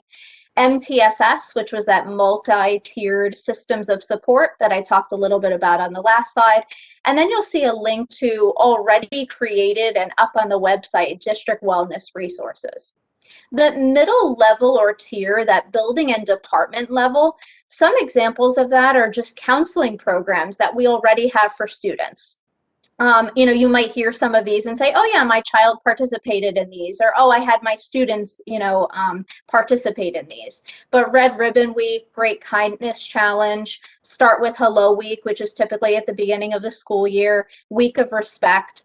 And one of the things that the administrative core team of this goal recognized is that looking in, Atlas Rubicon and looking at our district curriculum in health, physical education, and performing arts, there really is a lot of integration of SEL competencies already occurring. Classroom instructional practices such as morning meetings, different lessons that either the counselor, is doing in collaboration with the teacher, or the teachers are looking up and utilizing some of that technology like Goal 1 talked about in breakout rooms or Google Meet or some of the other technology platforms and applications, and just overall social teaching practices. Like that responsible decision making and discussions that are always occurring in our classrooms, but maybe we weren't identifying them specifically as set instructional practices. And the document that is linked on this slide was compiled really from input from a number of stakeholders across the district. So it was nice to coordinate all of those efforts, and it is a flexible work in progress document. So it's that kind of living and breathing document that we can always add to as our, as we continue to identify the great things that we're already doing. The next slide details some of the professional development opportunities that have been provided to date throughout the current 2020-2021 school year. One of the ones that we really wanted to highlight was the January 18th Professional Development Day. It really provided kind of that organic and really nice opportunity for staff to be able to gather virtually together just as one unit for the motivational keynote. It also allowed staff to sign up for some live sessions that were led by guest speakers, participate in some self-paced webinars that they could always access at a later time, and also, collaborate with colleagues overall. The left side of this slide really details more information regarding those sessions and the resources that were offered to district staff throughout the day on the 18th. The right side of the slide really highlights the wonderful professional development that has been led by many of our own district staff throughout the school year. The offerings, as you can see, really range from icebreaker activities that support staff in a hybrid model, which aligns with District Goal 1, to self-care opportunities, which you'll see is actually a takeaway that Laura Craig is going to talk about in a few slides related to our own goal SEL self-assessment survey that was distributed to staff, to other options that involve creating trauma-informed classrooms that really support an inclusive environment and practices that promote that culture of safety and empowerment and healing that really is linked to District Goal 3. So we really thought that it was important to highlight a lot of the professional development our staff has been offered throughout the current school year. And now I'd like to turn it over to Laura Craig, my co-chair for this goal, to talk a little bit more about our action team. Thank you, Kelly. So far we provided a review of what our administrative committee was working on and some of the things we put into place throughout our weekly meetings over the course of the fall going into the winter. But we reached a point where we were really looking to expand our group and bring in more stakeholders and particularly more of the teachers and the counselors and the staff members that work directly with our students. And so we established a district-wide SEL action team. And really the goal for this group is that they begin working together, we begin working together collaboratively this year through the end of this year. And we review all of these existing programs, the information that Kellyanne described, we have been collecting and trying to monitor and get a handle on what is already going on in our district. But then we really look to make recommendations for things we can continue to do to improve our practices now and through the spring, and things we can do to grow capacity and improve our practices and our focus on social emotional learning as we look ahead to next year. So this action team met for the first time in February, and our first task for this group was to review the data that we collected in the SEL teacher self-assessment. And I'm just going to briefly share a few takeaways from that assessment that we learned by looking at the data and having conversations within this larger action team committee that is comprised of about 30 or more staff members representing all of our buildings and levels and multiple different types of positions that work with students in our district. So some main takeaways about what's going really well and what our staff is already feeling really comfortable with. There's a lot of relationship building that naturally takes place in the beginning of the year and throughout our year in our classrooms. And even this year, perhaps more so this year, as we worked through that hybrid, the fully virtual, and then the hybrid transition that our Goal 1 group, Jamie and Candy talked about so nicely. We spent time in the beginning of the year working with staff and having conversations about how to build relationships in the hybrid or the fully virtual setting in a way that felt as organic and as meaningful as what we are naturally able to do in a classroom. And so this is something our teachers do really well. They have strong relationships with their students, which creates a foundation for the work we need to do in terms of social teaching practices and ways to help build students' SEL competencies. We also learned through the survey that many of our staff are already implementing what we would call social teaching practices. So some strategies or instructional practices that address directly those SEL competencies that we shared earlier on. So then where we need to go, right, because this wouldn't be a goal if it weren't that we needed to grow. So what we know we need to do is provide additional professional development, and the staff are looking for professional development that in some cases for some staff members will help better define so that there's a true solid understanding of what SEL is and what those competencies are. That graphic that we shared is something that has been available, that is available through the Department of Ed website and has been shared in many of the professional development opportunities that Kellyanne already talked about. But teachers may still need some of that knowledge to be able to then move forward in terms of how they're going to improve their instructional practices. So there's some foundational work to still be done. And then beyond that, we're looking to help give teachers as many resources as we can and as much professional development as we can for them to get some real tangible, real world, real classroom strategies and practices that they can implement in their content areas at their level that would be appropriate for their students in order to be helping our students develop those SEL competencies. And then the second piece of this that you'll see here, and this was a topic of discussion in both of our action team meetings and in our administrative committee meetings as well, is how we make sure that we continue to and improve upon the way that we are supporting our staff in a time like the time we're in now, but really always, right, in their understanding of their needs, their social emotional learning and competencies, and how they are able to cope and practice strategies that support their own self-care. So to that end, after having that conversation with our action team in February, we collected some more information and asked the group to indicate areas where they might be looking to focus for some deeper conversations and some more in-depth work. And we formed 3 subcommittees that will focus on that professional development piece, and then also looking at the resources that we currently provide in the district for staff, students, and families, and what we can do to improve upon those. And then we have a third group that will be researching best practices and programs that exist outside of the world of Bridgewater Raritan and looking for the ideas that we can bring in to help support our staff and our students, our administrative team, and really our district as a whole as we look to improve in these areas.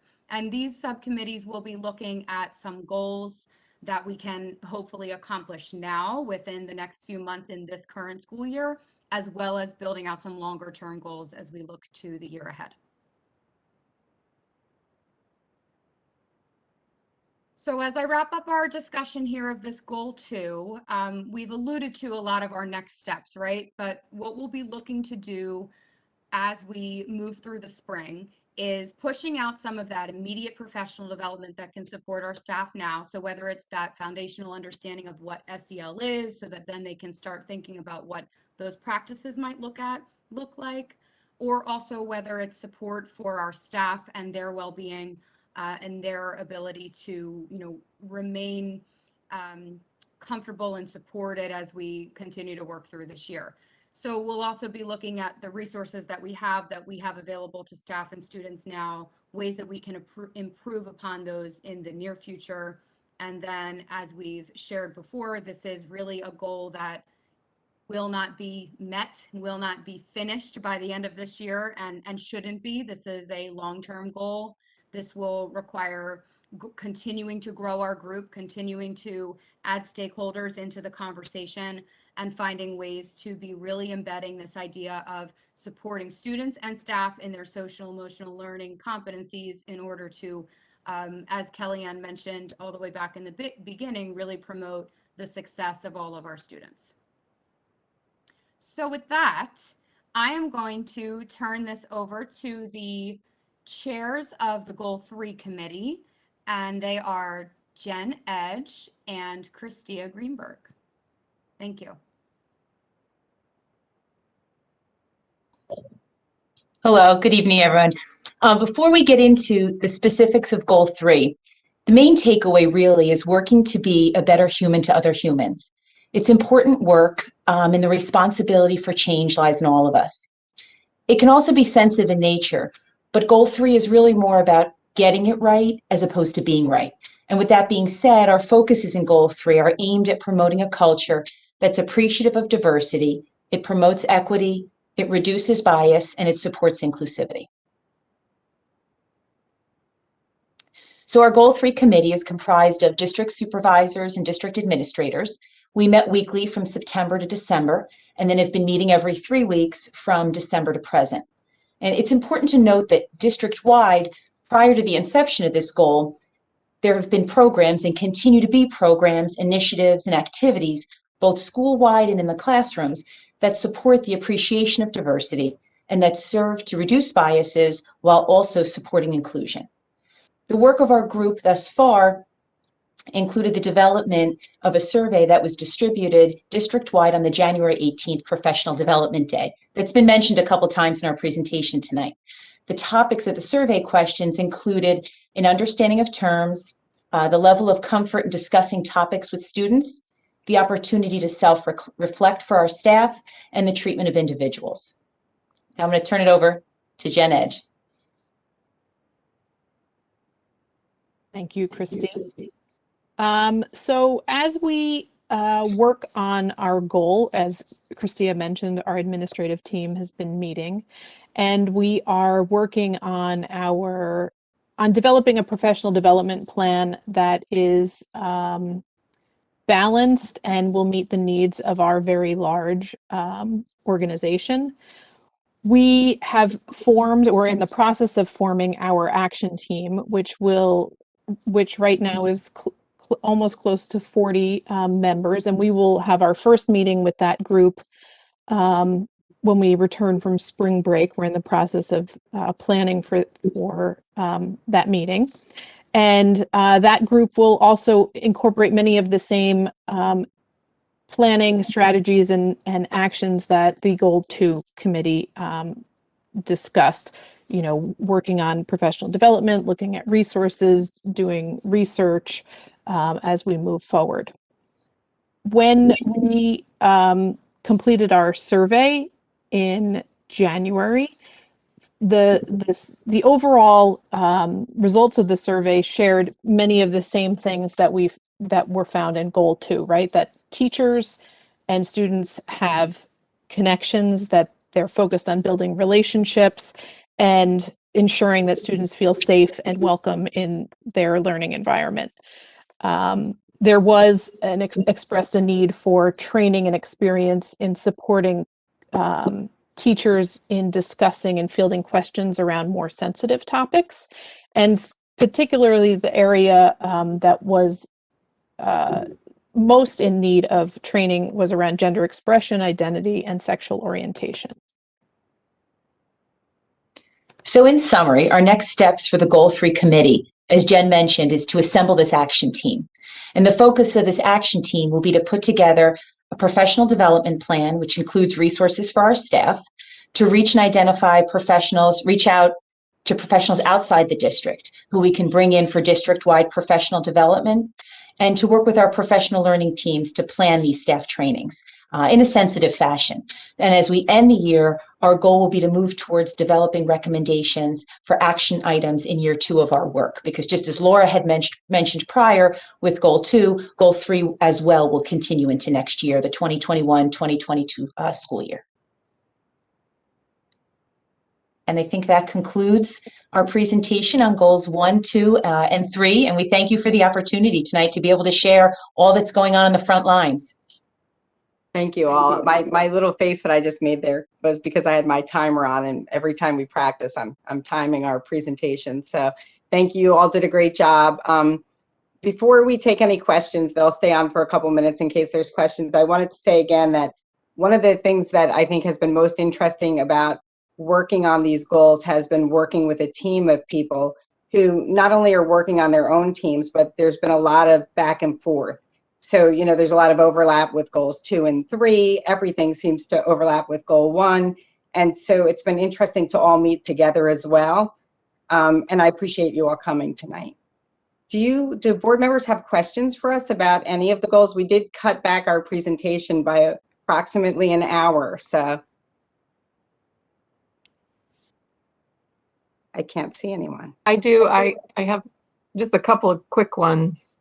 First of all, that was really excellent. presentation and very informative. So thank you very much. Will we, I guess my first quick question is, this presentation, is this going to be made available to us? Because I saw there was some links on there about, you know, seeing what social and emotional learning programs are already in place. And I know a lot of good stuff is going on. I would like to be able to look at those. It will And be sent out to the community and posted on the website, and we purposely linked the action plans in there and some of the other resources so that people can take a deeper look at it. Great. And then I heard some feedback, and I think maybe you mentioned this to me, Karen, that these are really long-term goals, not that work isn't being done immediately, but they are years-long type goals. And I just wanted to put this out there that, like, do you recommend that these are goals we should hang on to as a district in future years, perpetuate them going forward? So we actually talked about this across our committee that's here tonight. And so regardless of whether or not these were the district goals going forward, they would remain our goals. We would continue to pursue these goals, because the first thing we really had to do this year, and this is, you know, it's different in goal 1 where we were, you know, creating this hybrid virtual model kind of as we were going and figuring out support. But in the other 2 areas, we really had to take a moment and pause.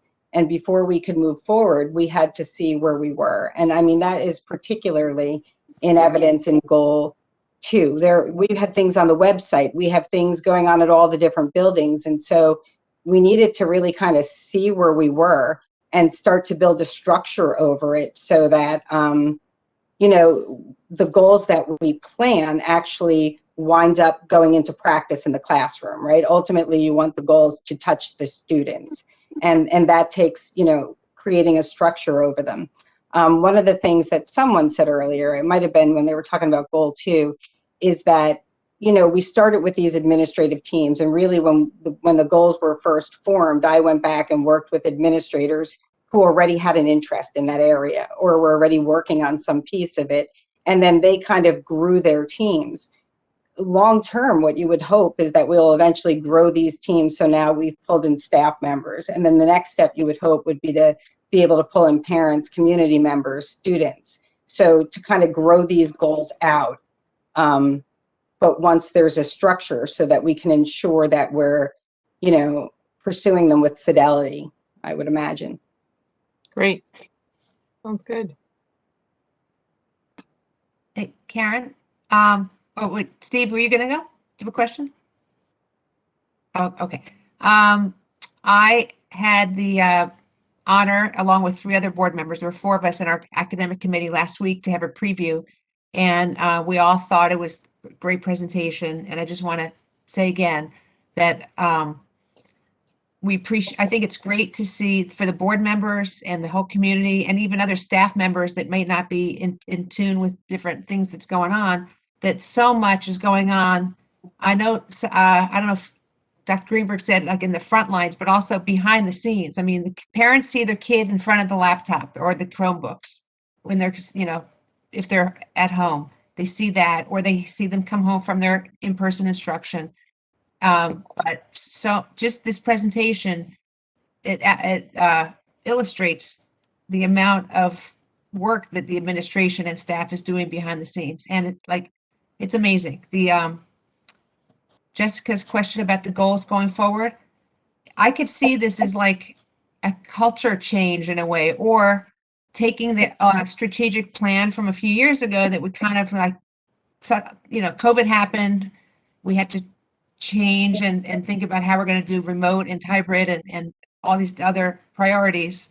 But think about, like, with the instructional technology, like goal 1, that's technology from our old strategic plan, and the SEL is pretty much, and even goal 3 is from that health and wellness. So I see it as it's goals that kind of change, like forming a new culture, or like we're really in tune to what we need to do to have a comprehensive district. So I don't know if I made any sense, but You did, thank you. I did. Okay, thanks. And also, I would like to say on behalf of the team here that we did appreciate the feedback from academic committee. I mean, you could see that we used it to, fine tune our presentation. So thank you. And I just want to add something to what Jill said, that, Karen, you said you cut down an hour. So there's a lot more that happens behind the scene that we just can't do in 1 hour or so, right? So Yeah. there's so much that's going on that you can't even explain. So good job. It turned out pretty good. Thank you. Karen, I just want to reiterate what everyone else has already said, that this was a great presentation. I particularly appreciate all of the different presenters giving a different viewpoint and adding their specific insight, and it's great to see all of the work that everyone put into it. One thing that I did want to note is I saw that there was, in one of the listings, there was an ABS classroom lesson regarding HIB law. That's the kind of thing that I would also like to see done as a parent academy. In addition to parent academies on SEL and more interaction with the community on those issues, both HIB and SEL. I understand that it's been a different year and a rough year, but we need to have more of those with the parents. And I hope that we'll see them not only in 21-22, but in the spring as we get back from spring break. That's a good idea. Thank you. I wrote it down. I'd like to say that there's a fantastic presentation also. As I was saying, it takes a village, and we saw a lot of the village here today. And it's nice to see that, because the goals of it's for the whole district. And one of my questions was the next steps with the community, because I think, most education starts at home, and this is part of education. And so I like to hear that, and, I guess the next steps are, how do we measure how we're doing moving forward? That mean goals. We have done it. Where do we measure? How do we measure that type of area? But thank you so much. It was fantastic. I appreciated it. I'm glad to see everyone engaged in me moving forward this district. So thank you. So just in response to that very quickly, when you click on the action plans, that will be, again, you'll be able to see them posted onto the website. You can see a little bit of how we plan to measure the goals at the beginning of this year. Usually when you have a multi-year goal, you start off by measuring process the first year. And then as you continue on with the goal, at some point, it should, again, reach the classroom, and you should be able to measure it through student performance or student achievement. So that's the direction we'll be going in. And just one more time, as far as the committee, the people who came here tonight, the important thing for me and them being the people to present tonight is they are so deeply immersed in the goals and working on it in an ongoing, very genuine way that really, I think they're the best people to be able to speak to it. So I was really happy to have them here tonight as well. I just want to re-echo what everyone else has said. I thought it was a great presentation. And I really feel what was mentioned earlier about this being a culture change. I really think several of these goals really are about a culture change. And I'm very excited to see it getting off the starting block and, starting to move forward. So it's really great to see. Did anyone else have anything before we move on? Okay. Dr. Ficara, did you have anything else for the superintendent's report? Yes, I was commenting while I was on mute. Oh, okay. I just want to thank Karen and her team. It's all too often that boards of education meet and they get all excited about listing and a bunch of goals, and they discuss it and analyze it and put a lot of time and effort into it, pass the goals, and then they go on a shelf, and 6 months later someone asks, whatever happened to those goals? These goals were passed by the board. They were all under curriculum. I turned them over to Karen and said, keep me updated, but keep moving forward on this. And these goals are active, alive, and they did come at the direction of the Board of Education. So this is the way it's supposed to work. The goals were not put on a shelf, and they're still being worked on. They're alive, and the community of educators are working on them, not just a few people filling out forms or paper in the back room. So I think it's a credit to the district. Karen, thank you very much. You and your team, you obviously did a great job. And I just want to say it's the way it's supposed to work. So thank you all. Thank you very much, Dr. Ficara, and thank you, Ms. Jones, and everyone else that participated. Really appreciate everything that you all are doing. And we're looking forward to the next report that'll come out, I assume in maybe 3 months. But we're now up to the president's report, and just like the district has goals, the board also has goals. So I am going to report out on those, but I am sure it will not be anywhere near as good as what you just heard. Our first board goal was engage in professional development as a board to work toward the elimination of inherent bias, promote equity, inclusion, to ensure a school climate where all students can achieve academic success. And so to support that goal thus far, a special meeting was held on January 28th for the board, staff, and public to hear the thought-provoking New Jersey School Board Association presentation, Implicit Bias, What We Think, We Don't Think, We Do Think. While this provides some excellent professional development, this is an area we need to continue to have top of mind in our day-to-day workings of the board. Our second goal was to develop and provide an in-district orientation onboarding process for new board members that will include board standards, operating procedures, and familiarize new members with their roles and responsibilities. This would include providing access to district documents, such as the long-range facility plan, negotiated agreements, policy manual, strategic plan, and others identified as being necessary for a thorough understanding of the district. And with respect to that goal, a committee comprised of Jean, Jill, and Steve put together an outstanding manual to assist new and old, since I personally have also used it as a reference, board members with a repository of all types of useful information. In addition to each new board member was assigned a mentee to help answer questions as they arise. I would like to hear from other board members as to how those relationships are working. Anyone in the mentor-mentee relationship want to share any comments?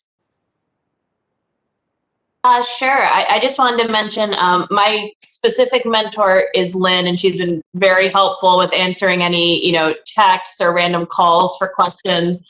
But I also just wanted to say everybody on the board has been incredibly receptive to, I feel like I have a lot of questions. So I appreciate just everybody being so helpful, because there's a bit of a learning curve with this. So I think it's great that you implemented it, and it's been very helpful. That's great to hear. Thank you for the feedback.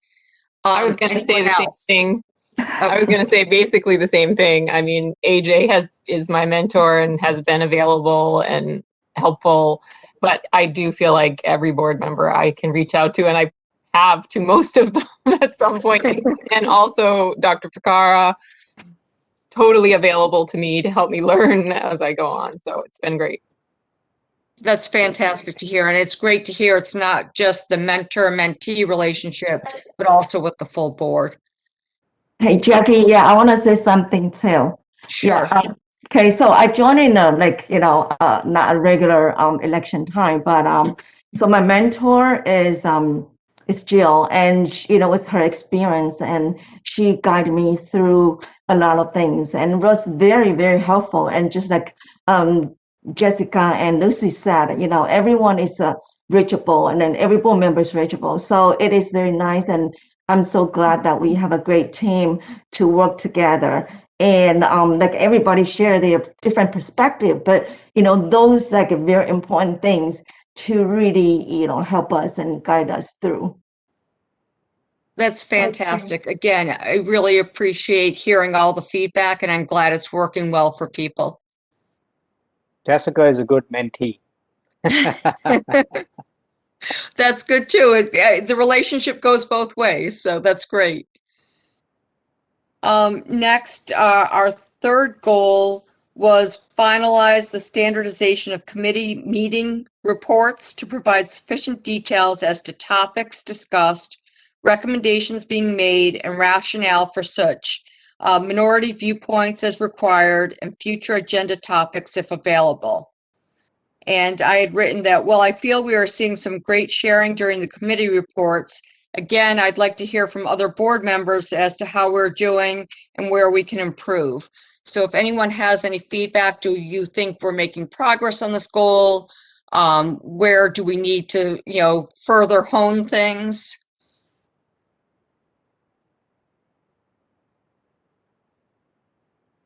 A lot of silence. I'll just say I know everyone knows it's been my thing that we shouldn't be reading the minutes, but rather reviewing what happened and asking for discussion as we go along. And I think more of that is happening, and I think that's been helpful.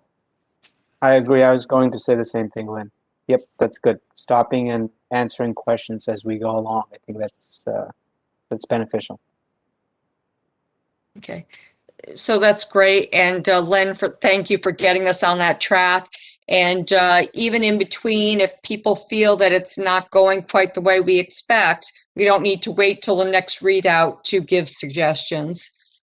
Our last goal was to develop a greater understanding of the roles and responsibilities of board members. And with respect to this one, Ms. Thornton at our December 9th board meeting gave a presentation that covered the 4 functions of the board. In addition, we have a special meeting scheduled on April 22nd, where New Jersey school boards will hold a workshop with the board, and the public will be in attendance as well, related to this topic of board roles and responsibilities. So again, I think we're making progress on the different fronts, but we still have more work in front of us. Was there anything people felt I missed that you'd like to cover? Okay, next, with respect to the superintendent search, as Ms. Thornton had mentioned earlier, many people have already completed the superintendent search survey. The deadline for feedback is April 6th. We would like to hear everyone's voice, so we encourage every family and staff member to please complete the survey. And as Gwen had mentioned, it is anonymous. The feedback goes to her, and then she'll assemble it to give to the board, but we are not going to know who made what comment, and we really do want people's input. Next, as mentioned by Dr. Ficara in his report, the district will be incorporating the new guidelines into our plans when they trickle down from the CDC and presumably to the New Jersey Department of Health and on down to the local level.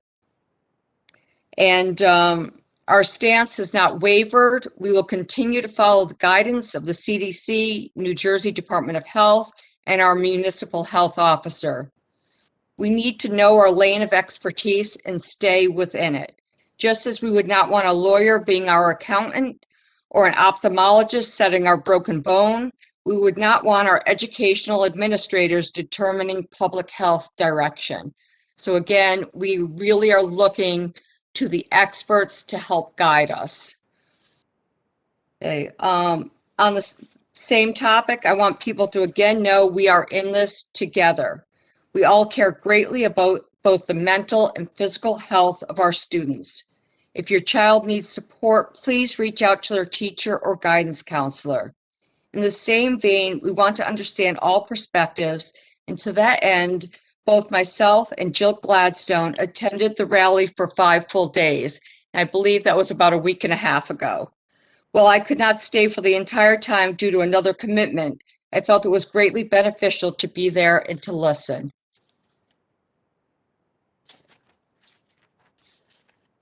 I would like to now change gears and reiterate what Dr. Ficara sent in a recent email to the school district.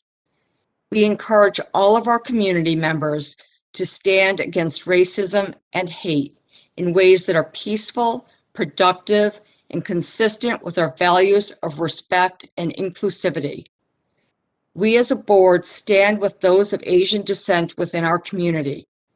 You are our fellow board members, neighbors, friends, coworkers, students, and teachers, and you can unequivocally count on us for support. As a reminder, the district has a harassment, intimidation, and bullying policy.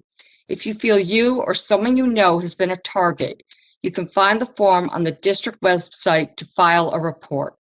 In addition, if your child is struggling, please reach out to our guidance department for assistance.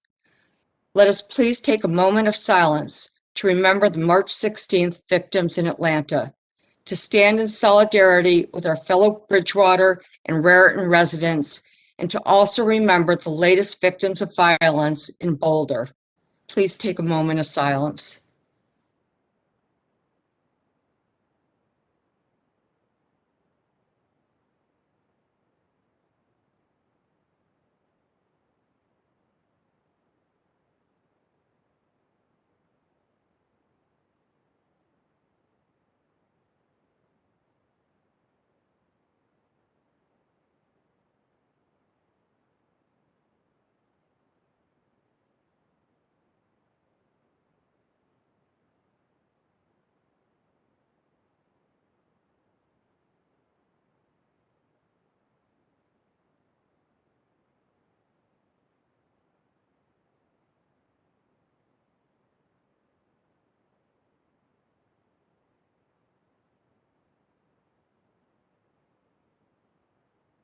Thank you. Please continue to stay safe, healthy, and share a random act of kindness to help defeat hate. We're now up to the Vice President's report. Mr. Walker. Thanks, Jackie. Going over the calendar for the board for this month, we had report on board goals tonight, so we've achieved that, and they did a great job. I think I had the approval of the building climate survey instrument. Has that been done already? Not sure about that. Presentation of the school performance reports and action plan. That's not happening because we didn't have any NJLSA last year testing. Approve progress for the strategic goals and action plans, which we had this evening. Approval on the district calendar. Approve the district calendar 2 years ahead of schedule. I think we're coming out with the community survey to help support that. Correct? So we're moving on that one. I have some annual board actions. The public hearing on the violence and vandalism report this month. Approval of the comprehensive equity plan, which we've already done, and submission of the tentative budget by March 20th, which we're already in good shape. Coming up in April, we have the plan of the district calendar for 2 years from now. As everyone knows, the financial disclosures are due. We have April 24th as the earliest budget hearing date, and we have the board secretary evaluation next month. So I have. Thank you, Mr. Walker. Next, we have the committee reports. First is academic with Mrs. Gladstone. Thank you, Mrs. Barlow. The academic committee met on March 18th remotely at 6 p.m. In attendance, besides myself, were Lynn Hurley, AJ Joshi, and Jackie Barlow. And we had administrators, Mrs. Jones, Dr. Ficara, Dr. Craig, Mrs. Tenkate, Ms. Edge, Dr. Greenberg, and Mr. Moriello. Our first topic was an update on the hybrid virtual learning. Dr. Ficara updated the committee this was Thursday night, so it was the day before the CDC guidelines changed. I guess there was some, it was kind of in the news that might be happening, so he let us know there were going to be potential changes in the guidelines, and explain the impact on scheduling and in person it could have. We're still waiting, as we know. Then Ms. Jones explained that the Department of Education has communicated a new testing window for the NJSLA assessments. That's the state assessments. New dates for the administration are May 5th through June 11th, that window of time. At this point, we're expected to plan for both in-person and remote administration of those tests. Training modules will open for test administrators towards the end of March, and at that time, we'll have more detailed information. And Ms. Jones explained that she's currently working with supervisors to plan summer learning support, which will include programs for students who are identified as at risk based upon district assessments, the MTSS/Tier 3 identification, and or MAP testing, or the NWEA MAP test scores. They're also in the initial planning stages of virtual and asynchronous summer learning opportunities for all students. before I go on, any questions on that? Okay. Yeah, Jill, is the Sure. NJSLA still park-based?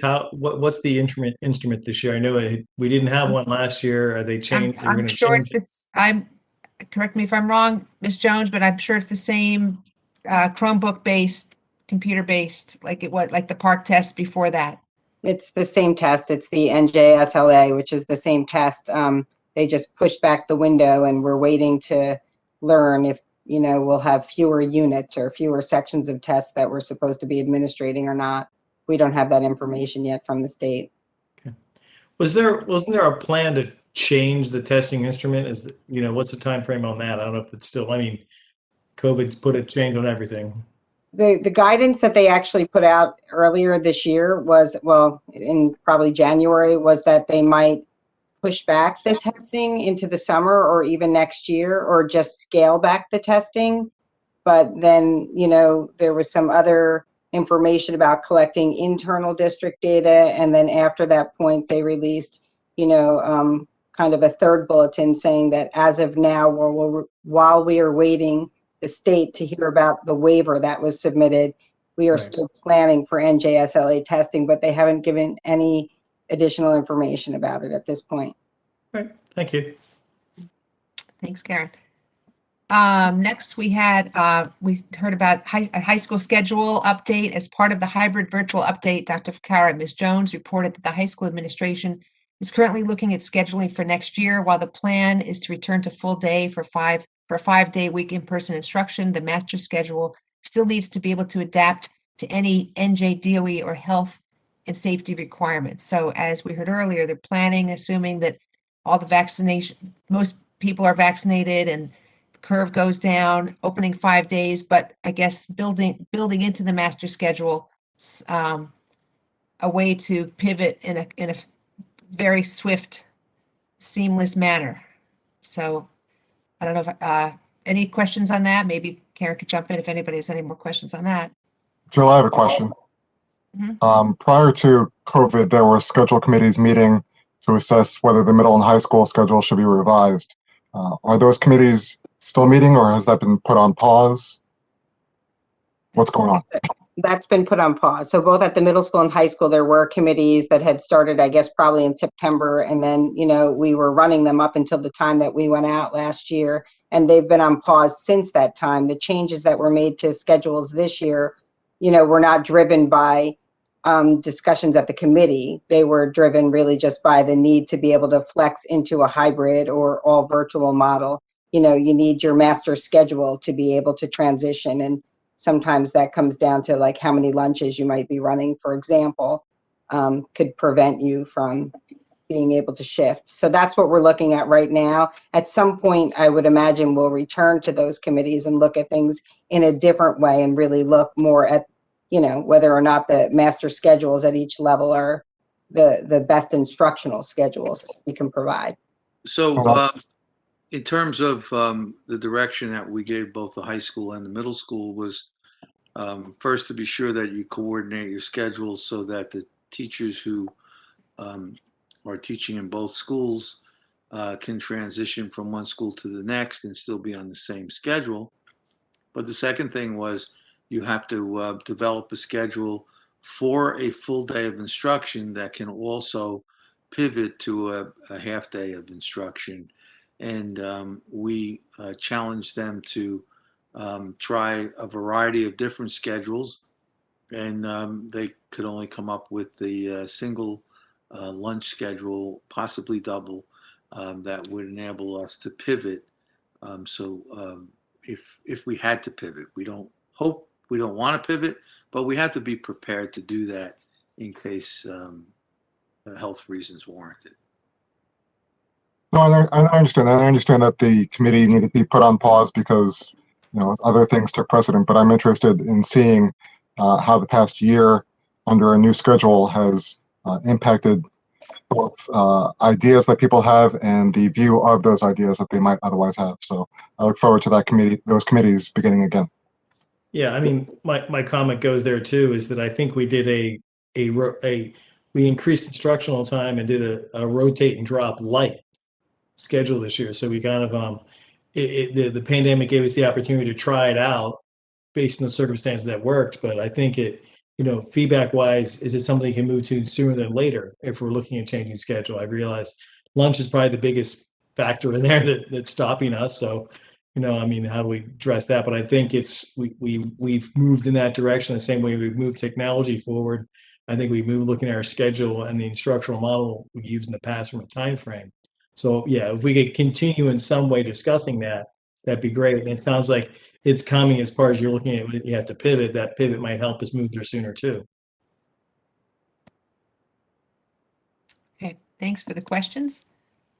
Then the last thing was the the presentation that was given earlier by the multiple supervisors and assistant principals and Principal Krim. So they presented the district goals, 1, 2, 3, the progress, the next steps, so that our committee could provide feedback and in advance of tonight's meeting. And it was just so well done. We thought, I said that before. No other topics. We adjourned at 8:35. Any questions overall? Okay, thanks. Our next meeting is that on here? Hold on a second. It says April 21st. April 21st. Thanks, Lynn. You're Thanks, welcome. Lynn. April 21st. That's all I have. Thank you. Thank you, Mrs. Gladstone.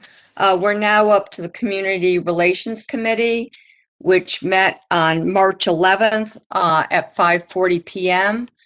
In attendance were myself, Jill Gladstone, Lucy Sandler, Jean Lee, and Dr. Ficara. The first item we discussed was the policy 9713, recruitment by special interest groups. No one on the committee had any issues with it. We were all in agreement with the policy revision, and it is on for first reading for tonight's meeting. Any questions on that? Okay, next we discussed the committee goal, and we discussed a draft, and based on the comments from the meeting, our Community Relations Committee goal will be the Community Relations Committee will seek to improve relationships with families, staff, and the broader community through activities such as surveys or other means of gathering input on important items impacting the district, hosting state of district and town hall forums to hear and respond to community questions, updating FAQs on the district website within 72 hours after each board meeting, posting board meeting presentations within 24 hours after each board meeting, and providing relevant and timely process updates relating to the superintendent search. Any questions or comments about the goal? Okay. Next, with respect to town hall, it was agreed that this would be part of the Community Relations Committee goal, which we already listed, and additional discussion is to be held at the next meeting on that. And the last item was added at the last board meeting. We were asked within this committee to develop a survey for the school calendar to be shared with staff and with families. And we did come up with a draft survey that was sent out to everyone. And we can either discuss it now or we can discuss it in old business. So whatever people would like in terms of how we proceed with the survey, but that was the last item, and the meeting adjourned at 6:30, and our next meeting is on April 15th at 5:30. So I have a couple of comments and questions regarding the survey. Do you want to wait till old business or do you want to do it now? I'm thinking it would be better to do it in old business unless other people disagree. I think it would. It lets people get their public comments in and not have to, sooner rather than later. Right. Okay. I just thought maybe they may have comments on this, but I'll wait. That's true. No, and I think that's a fair comment as well. But I understand what Jessica's saying. It's been a long meeting already. So Yeah. it's really up to you. Okay. I think I'm going to lean with waiting till old business, but I do hear the comment part as well. So, and when we do get to the second opportunity for public comment, the public, in anticipation of us discussing the school calendar, feel free to weigh in. Okay, next we have Finance, Facilities, and Transportation, Mr. Singer. We actually did have a meeting on March 10th to just discuss the ongoing negotiations with the Somerset County Ed Services Commission regarding the transportation contract. But other than that, our next meeting is April 6th. Thank you. And next we've got Personnel with Mrs. Hurley. We will meet again on April 19th at 6:30. And last, we've got any liaison or delegate reports. Jackie, I just have a couple things. Dr. Ficara talked about most of the things I was going to talk about, but I wanted to just clarify that the Mr. Sumner was reappointed as the health officer for Bridgewater Township at the Bridgewater Town Council meeting on March 18th. And then with regard to vaccinations, in addition to registering with Atlantic Health, which is great, Robert Wood Johnson's and the state, I would encourage our staff to reach out to the vaccine angels who have offered to help with schedule appointments. They can be reached at tinyurl.com/vaccineangelsteachers, all one word. And it is my understanding that Ms. Kress will be sending some additional information out to the staff. So thank you. And I just want to pass along my thanks to the vaccine angels as well. I know they've done a lot to help the community. We are now up to the first opportunity for public comment. And I need to stress that this is strictly about action items, which is section 13 of the agenda. When you speak, please state your name and address and which action item you want to talk about. So individuals and/or groups are invited to present their concerns, comments, and requests to the Board of Education at this time for action items only. In accordance with board policy, members of the public are allotted this opportunity to address the board for a maximum of 3 minutes during this period of the meeting.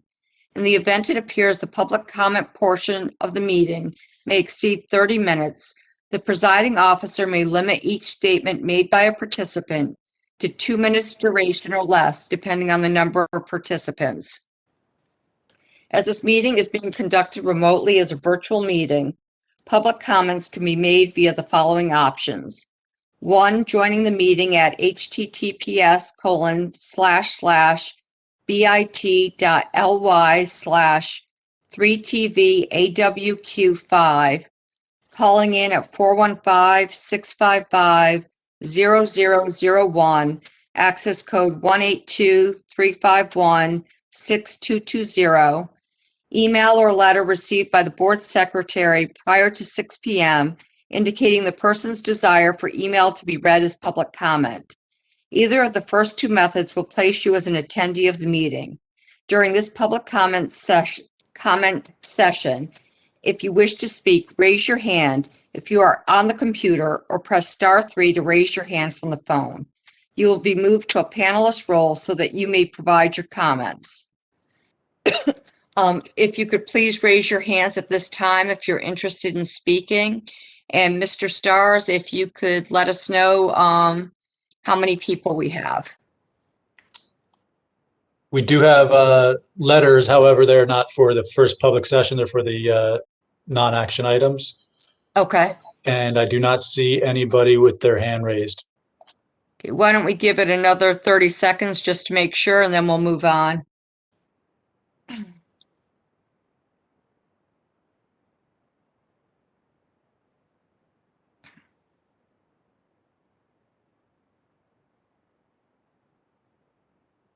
I assume still no one? Correct. Okay, thank you. So we're now up to item 12 on the agenda, approval of minutes from March 9th for regular and closed session. Is there a motion? So moved. Second. Okay. Any discussion? Roll call, please. Mrs. Hurley, Yes on the closed session, abstain on the regular session. Mrs. Gladstone, Yes. Ms. Lee, Yes. Ms. Levitt, Yes. Mr. Joshi, Yes. Yes. Ms. Sandler, Yes.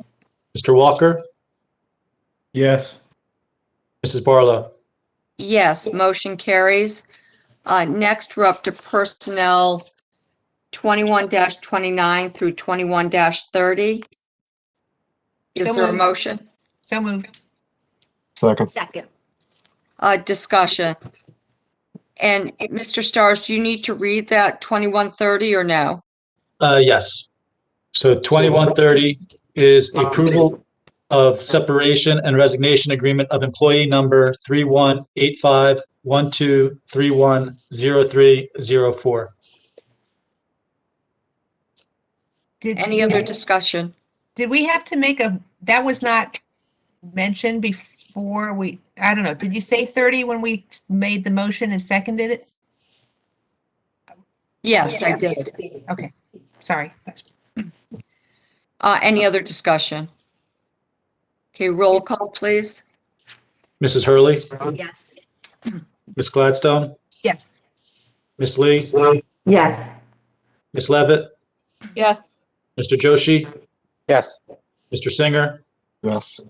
Ms. Sandler, Yes. I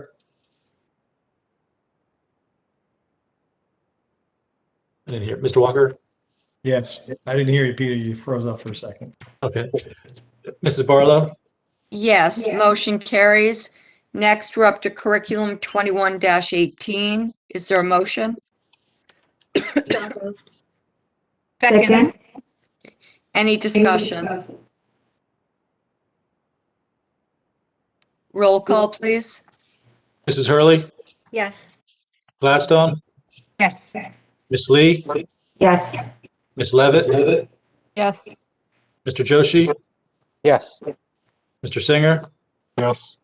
Ms. Sandler, Yes. Mr. Walker, Yes. Mrs. Barlow. Yes, motion carries. Next, we're up to business 21-98 through 21-103. Is there a So moved. motion? So moved. Second. Any discussion? I want to just make a comment that the Bloomfield drapery for business 21-100 for the new stage drapery for the high school theater. I just wanted the public to know that's not for decorating purposes. I was reading some notes from the FFT. There was an inspection from the fire department or something, and it's more about fire hazard or flame retardant material. I just wanted to mention that. Thanks. Any other comments? Those drapes are probably older than most of us. I didn't want people to think it's time to just, in this world we're in, that we're just decorating for the sake of decorating. It's a safety consideration. Exactly. Any other comments? Jackie, I have questions regarding the boiler. The boiler repairs. I just wonder, like, how many bids do we receive and how many boilers are we repairing? So this purchase is actually, it's not just one purchase, it's for multiple purchase orders. So the board policy is about 17.5. The boilers at the middle school are the ones that are being repaired. And then there's high school heating lines connected to the boilers that are going to be replaced. And that this is was bid through a cooperative. Okay, thank you. Company. Any other questions or discussion? I just want to thank Staples of Raritan for their generous gift to Bradley Gardens. And can we have roll call, please? Jackie, I'm sorry. Jackie, Sure. sorry. Yes, Yeah, I got another okay. question regarding the Chromebook bags. So we are getting 2,800 this time. have we had the bags for other Chromebooks? So, because I want to know the history of how are we buying more and how are we distributing these 2,800 Chromebooks? Are these all goes to the new ones, or how will these be distributed to the staff or to the students? They're for students. There's 2,100 new Chromebooks that we're purchasing and 700 that we're getting for grade 5 as well. Okay, thank you. Thank you, Peter. Roll call, please. Mrs. Hurley, Yes. Mrs. Gladstone, Yes. Miss Lee, Yes. Mrs. Levitt, Yes. Mr. Joshi, Yes. Mr. Singer, Yes. Ms. Sandler, Yes. Yes on business 98 through Mrs. Barlow. 102, abstain on business 103. I'm sorry, I cut you off. Yes, abstain on which ones? 103. On business 21, 98 through 102, abstaining on business 21, 103. Thank you. Mrs. Barlow. Yes, motion carries. Next, we're up to Special Services 21-33. Is there a motion? So moved. Second. Any discussion? Roll call, please. Mrs. Hurley, Yes. Ms. Gladstone, Yes. Miss Lee, Yes. Ms. Levitt, Yes. Mr. Joshi, Yes. Yes. Ms. Sandler, Yes. Mr. Walker, Yes. Mrs. Barlow. Yes, motion carries. Next, we're up to other 21-38 and 39. Is there a motion? So move. Any a second? Second. Any discussion? And again, this would need to be in closed session, but seeing none, roll call, please. Mrs. Hurley, Yes. Mrs. Gladstone, Yes. Miss Lee, Yes. Ms. Levitt, Yes. Mr. Joshi, Yes. Mr. Singer, Yes. Ms. Sandler, Yes. Mr. Walker, Ms. Barlow. Yes, motion carries. Next, we're up to policy 21-35 and 21-36. Is there a motion? So moved. Second. Any discussion? Roll call, please. I'm sorry, did someone say something? Okay, roll call, please. Ms. Hurley, Yes. Mrs. Gladstone, Yes. Miss Lee, Yes. Ms. Levitt, Yes. Yes. Mr. Singer, Yes. Ms. Sandler, Yes. Mr. Walker, Yes. Mrs. Barlow. Yes, motion carries. We're now up to the second opportunity for public comment, and this can be on any topic. And again, when people speak, please say your name and address. Individual and/or groups are invited to present their concerns, comments, and requests to the Board of Education at this time for any matters. In accordance with board policy, members of the public are allotted this opportunity to address the board for a maximum of 3 minutes during this period of the meeting. In the event it appears the public comment portion of the meeting may exceed 30 minutes, the presiding officer may limit each statement made by a participant to 2 minutes duration or less, depending on the number of participants. As this meeting is being conducted remotely as a virtual meeting, public comments can be made via the following options. Joining the meeting at https://bit.ly/3tvawq5. Actually, I think it's AWG5. Calling in at 415-655-0001, access code 182351, 6220. Email or letter received by the board secretary prior to 6 p.m. indicating the person's desire for email to be read as public comment. Either of the first two methods will place you as an attendee of the meeting. During this public comment section, if you wish to speak, raise your hand if you are on the computer or press *3 to raise your hand from the phone. You will be moved to a panelist role so that you may provide your comments. Please raise your hand at this time if you haven't already, if you'd like to speak. So, Mrs. Barlow, we do have six letters that I'll start with, and then we can jump into those that raised their hands. That sounds great. Thank you. First comment is from Jean Frick. Good afternoon. I asked this question 2 weeks ago during the public comment and still have not received information from the district. What is the plan for the fourth marking period for this year? I would hope you don't create more pods and take face-to-face time with the teacher away from the kids. Next public comment is from Amanda Rochow. Less than 2 weeks ago, a notice from the school psychologist at Hamilton Elementary went out and advised that all students with an IEP would be returning to school 5 days a week. Upon further discussion with the psychologist and principal, it was learned that this was an untrue statement and that only certain IEPs qualified.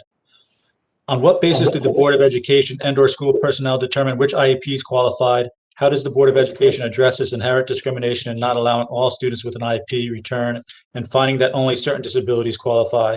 On what specific policy was this based, as it has never been addressed on the statements of returning to school unto date and is not on the school district website addressing the return of students? Next is from Nicoletta Slavinsky. My name is Nicoletta Slavinsky. I live in Bridgewater and have a daughter in one of the district's elementary schools. I walk daily around the town of Bridgewater and see a group of community members actively campaigning for full 5 days. I see the same campaign on Facebook. I want to commend the district on being cautious and not jumping back into full 5 days. I understand the desire to have students in the physical buildings, but we are still in the midst of the COVID-19 pandemic. I believe it would be irresponsible of the district to send students into the buildings for full days with lunches. It is dangerous to the students, their families, and the faculty and staff that have to be in the building. I believe parents do have a right to ask for increased in-person time by allowing their child to be in the building more while practicing social distancing, proper mask wearing, and good hygiene, but think the district should maintain the half-day schedules to protect all stakeholders. While parents may be comfortable with their child being in the building, it's inconsiderate to one of the district's greatest assets, the faculty and staff. We do not know what kind of health conditions they or their family members have that may or may not put them at increased risk for severe effects of COVID-19. It is extremely difficult to find vaccine appointments, and appointments have only opened to educator school employees this past month. If we expect these people to supervise their children unmasked in settings that could potentially hold hundreds of students to cafeteria, we should provide them adequate time to get both doses of the vaccine to protect themselves as best as possible. Thank you for your time and consideration. My daughter is 100% virtual. She misses seeing her peers, playing on the playground, but she will be okay. She understands this is short-lived in the scheme of life and that we are doing it to protect the people we love. Feel free to share these things with the rest of the Board of Education and public if you so choose. I know that the squeaky wheel gets the grease, and right now the vocal contingent are the ones fighting for full 5 days. Please know not everyone feels this way. We are just unusually not as vocal.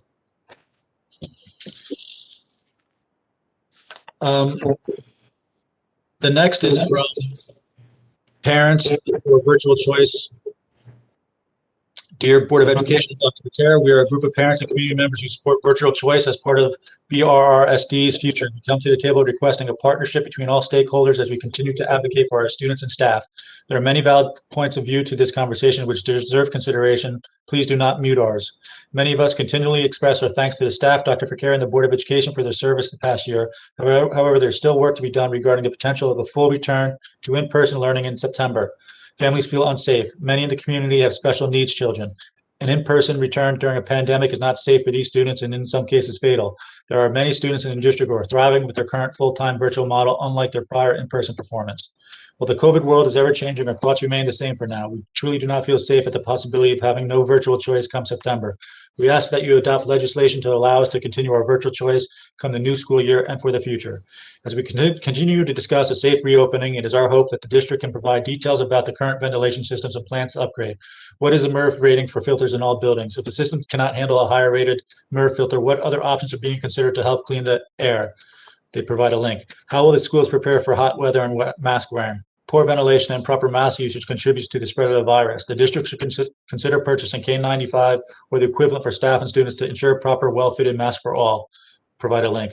Ultimately, healthier school buildings will prevent all students and staff far after this pandemic is over. As the COVID cases trend downward, some virtual families would like the opportunity for our district children to attend school at some point next school year. We would like to see transparency with regards to the ventilation improvements. This, coupled with the current cases in our community, will allow us to make an informed decision as to when we feel safe sending our children back to the school buildings. It's important to see that a large number of families are still very concerned with sending our children to school for in-person learning, especially as school protocols are being relaxed. Link. While many are reading the new 3-foot rule as an invitation to bring more students to the classroom immediately, it's important to note that other key points included in the link above, including information regarding proper mask usage, ventilation, and community transmission. A link. Many of us have still resumed normalcy, i.e. dining out, so the thought of something as seemingly simple as feeding our children lunch in the school building is extremely concerning. The details that would have to be worked out to do this safely and efficiently are much more complicated than what meets the eye. As the virus evolves between now and September, it's important to plan for all scenarios, including the need for a virtual option this fall. Thank you for your time and for helping to keep the students, staff, and Bridgewater Raritan community safe. Thank you, BRRSD Parents for Virtual Choice. Can you slow down a bit? Okay. Next comment is from Ryan Woodring. It is hard to formulate a public comment without knowing what will be announced during the meeting for which it is submitted. With that said, I hope tonight's meeting details plans to open K-12 full-time bolded 5 days a week. If that's the case, I'll be smiling and relieved that our school district is back on the right track to being a leader and on its way to making it through this difficult time. However, anything less than opening K-12 5 days, in my mind, is just not good enough. Parents have been more than patient, and the crisis has cost our kids too much already. We all agreed that keeping teachers safe was a priority, so by lobbying the governor and the other state elected officials, we got Murphy to finally prioritize teachers on the vaccine list. We should be close to done on that front. Over the past several months, we have listened to the superintendent's position, respectively accepting that he would not change his stance on the 6-foot social distancing recommendation due to safety concerns. Well, as we now know, the CDC has finally come around to agreeing with both the AAP and WHO's 3-foot guidance. So with those two hurdles overcome, we should be back. One of my ongoing concerns, however, is that if you are still doing cohorts, then it's going to continue to be a watered down curriculum. It's essentially a half day because virtual is still involved. The only way to get our curriculum back is to go to 5 full days, no cohorts. The language in the guidance says that they recommend 3-foot distancing between students, not desks, where mask use is universal and transmission is low, moderate, or even substantial. The last word is crucial, substantial. Furthermore, the only time cohorts are brought up is when they recommend 6-foot distancing in communities where transmission is high, but only if cohorting is not possible. I think the focus here should be that the new CDC recommendation, its tone, and the spirit of the new guidance is clearly one of urgency to get and keep our kids back to school immediately, but safely in person, 5 full days with no cohorting if possible. The CDC says, given the crucial services schools offer and the benefits of in-person learning, it is critical for K-12 schools to open and remain open for in-person instruction. Schools should be the last settings to close because of COVID-19 and the first to reopen. I understand that some students may have underlying health concerns that will require them to continue virtual. My suggestion for those students is to continue to go virtual, but understand it will be full days at that point. Thank you, Ryan Woodring. Last email. Please read the following during tonight's public comment section. Thank you. This is from Amy Buckaloo. Thank you to all the teachers and administration who continue to work tirelessly with our children during this unforeseen school year. As CDC guidelines are updated to include the new 3-foot rule, I'm hopeful that all other updates to the guidelines will also be enforced, including but not limited to keeping 6-foot distances in noted areas such as common spaces, eating areas, and music rooms, wearing masks properly, considering full remote learning for middle school and high school when the community is in the red zone, and addressing ventilation concerns. Has the district considered purchasing HEPA purifiers? Has the district considered how hot it will be for staff and students to wear masks at the end of this school year and in September? Amy Buckaloo.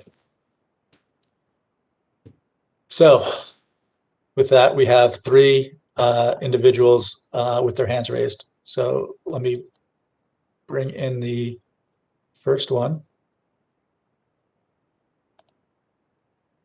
First one is Swapna Dixit.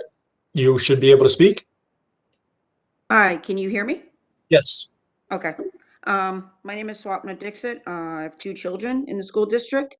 The first thing is I want to read a letter that Kevin Sumner, the health officer, that he wrote to Mayor Monch, dated March 16th, 2021. I understand there have been questions regarding the health officer's role in school activities and reopening. Please know that the health department and health officer act as a resource for the schools. I have been working very closely with the schools to provide guidance on their questions and concerns. The guidance I provide comes from the New Jersey Department of Health, which is informed by the Centers for Disease Control and Prevention. As you know, we are currently operating under a declared public health emergency. As a result, I am required by state law, Emergency Health Powers Act, to follow the direction and authority of the state health commissioner and cannot deviate from it. The local health department does not and cannot set policy for the schools. The schools are governed by the New Jersey Department of Education regulations and the local Board of Education. The health department provides guidance and recommendations as noted above. Schools should consider them along with other concerns specific to their district to determine what is best for their school environment, students, families, and staff. I will repeat. Schools should consider them along with other concerns specific to their district to determine what is best for their school environment, students, families, and staff. This process leads to different districts making different decisions specific to their conditions. Next, I want to mention that I want to thank the board tonight for asking questions to our superintendent. But I'm disappointed that there's still no plan coming from our superintendent. And I think we're just sitting here accepting this. We should be prepared now to have full day in September under these current guidelines of the new CDC guidelines. We shouldn't be waiting until possible changes that might happen. And when those changes come, we can pivot at that time, right? So as someone else had mentioned at the last board meeting, let's be proactive, not reactive. And my last thing is we're assessing ventilation now. Seriously, now. What happened last summer? Schools were virtual in September. The reason why was what we were told is schools were going to be virtual and schools did not start hybrid until October 12th is because you guys were working on the ventilation. And now we find out that you guys are working on ventilation now? Really? I'm disappointed. I'm really disappointed in our superintendent. I'm disappointed that our board is not really pushing our superintendent to do more for this district, for our children not doing more. Let's be proactive, not reactive. Let's step it up now. Thank you. Have a good night.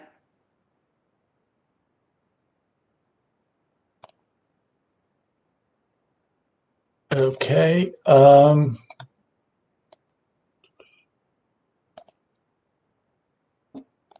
Next will be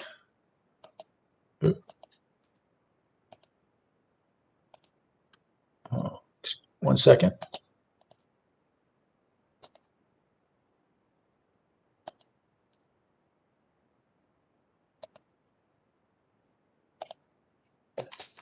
Ms. Santos, are you able to speak? Hi, can you hear me? Yes, you're on. Hi, good evening. My name is Melanie Santos. I am a parent of 4 children in the district. During the last Board of Ed meeting, specific to the superintendent report, a variety of ideas were mentioned, and I'm fully aware that these were ideas. However, can you clarify the following? What continued planning has been happening under the current guidelines to increase the in-person instruction for grades 7 through 12? At the high school, with the collapse of cohort C, the classrooms still remain empty. Why hasn't this planning continued? The new CDC guidelines should not delay this planning, since there seems to be the need for clarification anyway. These students are a part of the district and deserve innovative and proactive planning to get them back into the classroom now. Not tomorrow, not after spring break, not after the guidance. It needs to be now. What about the senior class? When are they going to hear about the upcoming plan events for the remainder of the year? Last year's poor planning should not be this year's approach to planning. These students have worked for years to get to this point in their lives, and they need to be recognized with an in-person graduation. With the guidance changing, there should not be any excuse. While the mental health of our students still takes the back seat, please do not let the class of 2021 take it too. Thank you so much.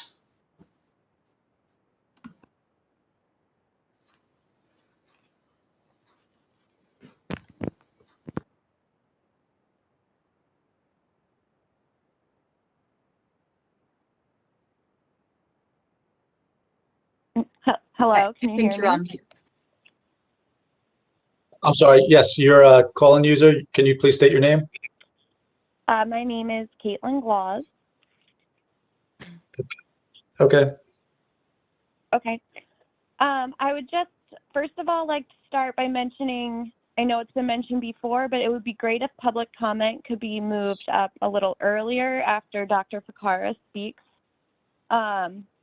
But anyway, I'd just like to continue. My first question is in regards to moving to full-time instruction. I understand that lunch is the obstacle right now for grades 1 and up, but I was wondering if we've looked at possibilities for getting kindergarten back full-time or their full half-day that they originally had.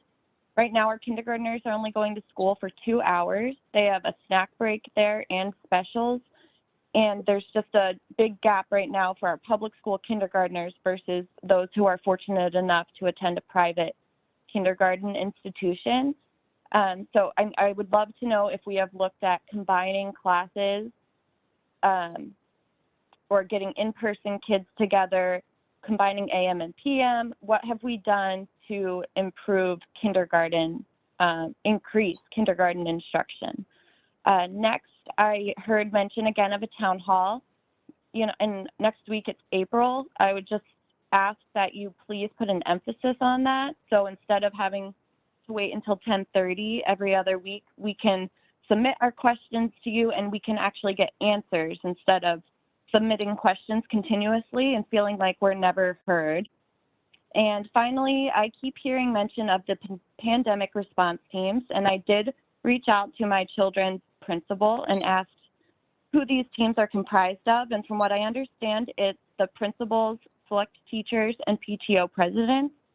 And just my ask is that we look to broaden these teams because I don't feel all parents' voices are being heard right now in a timely manner.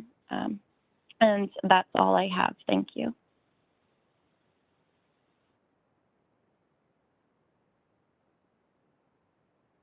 Next up is Drew M.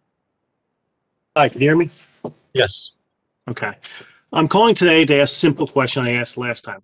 What are you doing to ensure we'll be able to have a full 5-day week school for the school year next year? You know, I want to level set some definitions, definition of a plan, decide on and arrange in advance, definition of hope, a desire, a wish for certain things to happen, definition of leadership. Leadership is the art of motivating a group of people to act towards achieving a common goal. Now back to my original questions. Today, that was answered with, we hope things will change to allow it. What are you doing to ensure this in case regulations don't change? I see you all say, it is our hope or it is our plan to be back for next year, but I see no effort or planning in case policies do not change or even if they even get worse. If it was your hope that we would have a normal school here this year, it was your hope that we would have in school last September last year. Everyone on this board just hoping things get better. We saw what hope brought us this past year. Everything has been reactionary to someone else's decision. I, for one, don't want to rely on hope that someone will change something. I'm talking tonight to plead for change. I really want to demand change. I want leadership. I want someone to start planning on how they're going to accomplish this. If the restrictions are not lifted, how will we get our kids back in full school, not just waiting to see if things change? Normal times, we can have normal people run the BOE and things work well. These are not normal times. We need leaders to step up. Unfortunately, I have not seen that on the board lately. The people in this meeting continue to talk about waiting for other guidance. We need a leader. I implore you to start being a leader, not a follower. Other districts are leading, while ours waits and falls behind. I will leave with one last question. How will we ensure the next superintendent is a leader? Thank you.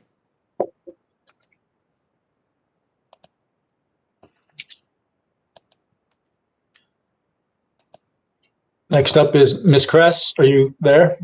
Yeah, hold on a second. Can you hear me? Yes. Oh, you can. All right, that's nice. All right, I had to write something down on my phone. So first of all, good evening, everybody. I want to pick up a little bit. I would like to piggyback on the opportunity to I'm sorry, hold on a second. I would also like to take this opportunity to thank the vaccination angels for coming forward and helping out the staff in Bridgewater Raritan. It's my understanding that from our staff that Atlantic Health has been a little slow to reach out to people that have signed up. We do appreciate their help and it is moving along. However, today I received a phone call. The vaccination angels are now really moving to pick up the pace. They're a community-based group in Bridgewater. And I'm just going to put this out there. I won't call out any names, but I did find out today that there are certain members of the Board of Education who have actually, worked with the vaccination angels to make appointments for our staff. So I want to thank the board members that did that. Mrs. Freelander did send me a link today and it's going out to all the members and hopefully those people that cannot get through to Atlantic Health or Robert Wood Johnson are able to get appointments by using the vaccine angels. And again, I want to thank the board members for really working hard on making this happen, and Mr. Singer really for always trying to find new avenues to get us vaccinations. I was going to talk about something else tonight, but I'm listening to the comments, and so I was just sort of writing something here as I was listening to everybody. And it's clear we all know this year has been a challenge, and as the president of the BREA, I seem to find myself speaking on a regular basis to more members than ever, the administration, and community members. And being in contact with this many community members is new to me. And as I listen to everyone, and I really try to listen to everyone, everyone for their perspective and from the life or the family or their family, whatever you want to say, you're right for your group, your family, the way you feel about this whole pandemic, right? And so, however, though, we are a large community and we have to figure out a way to work within the different beliefs and perspectives that people in the BR community have. And I just want to say that, I believe I've been doing this for a long time, working as a BREA leader, and I believe that the administrators have made the best decisions possible for this time. Okay, hindsight is 2020, and of course, looking back, of course, there's things we could change and tweak, and things they will change. I hear people keep saying, "What are we doing about next year?" or the planning for 5 days. As I understand it clearly, there is a plan to reopen 5 days without a doubt. Okay. When they say the guidance, though, I think what they're talking about, is the fact that as far as the staff is concerned, or I'm concerned, I'll speak for myself, the district had no choice but to stick to the guidelines to keep everyone safe and comfortable and feeling comfortable during this pandemic coming to work. Please remember that our staff has not only had to dodge COVID so we can show up for work, which has been a challenge, but we've had to change everything regarding how we teach and perform all the tasks and jobs that are necessary to open schools. Ms. Kress, I think the 3 minutes are up. Is that correct, Mr. Stars? Yes. Okay. Thank you very much, though. Next, we have Kathy. Hi, can you hear me? Yes. Okay, great. My comment or question is in regards to students that are currently all virtual that are looking to go back in the fourth marking period.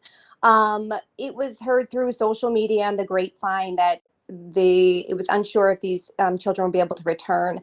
I did contact the principal of my son's school who told us that we would be waitlisted, a term which I have never heard before, only through social media, which is very concerning because it leads to kind of the unfair treatment of students looking to go back as far as being put on a wait list. I feel like all students who want to go back in person should be treated equally. We took a survey in January in which we had to choose whether or not we wanted our children to return.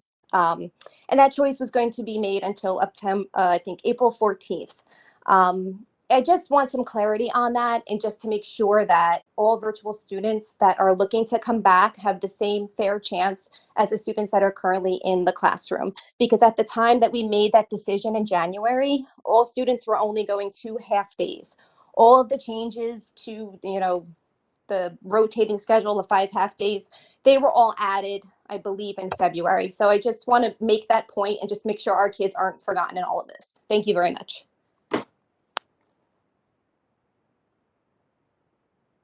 So that is the last person with their hand raised. Thank you very much. Thank you everyone for your comments. We'll now close that section of the meeting. And next up is old business, but I just want to ask the other board members, do we want to take a 3-minute health break or do we want to move forward? I could stand to stretch for a minute. I would I'm love fine, but it's up to everybody else. I think we should take it's been a long time. We should take a 3-minute break, I think. Okay, so let's return at 10:45, please. Okay.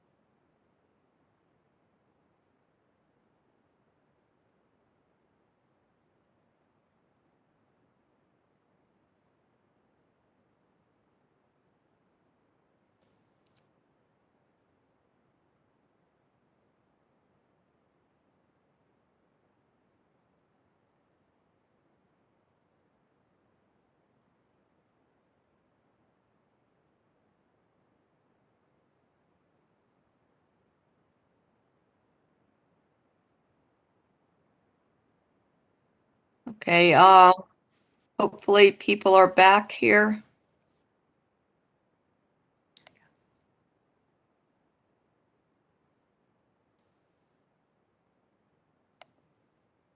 Okay, why don't we go ahead and restart with old business?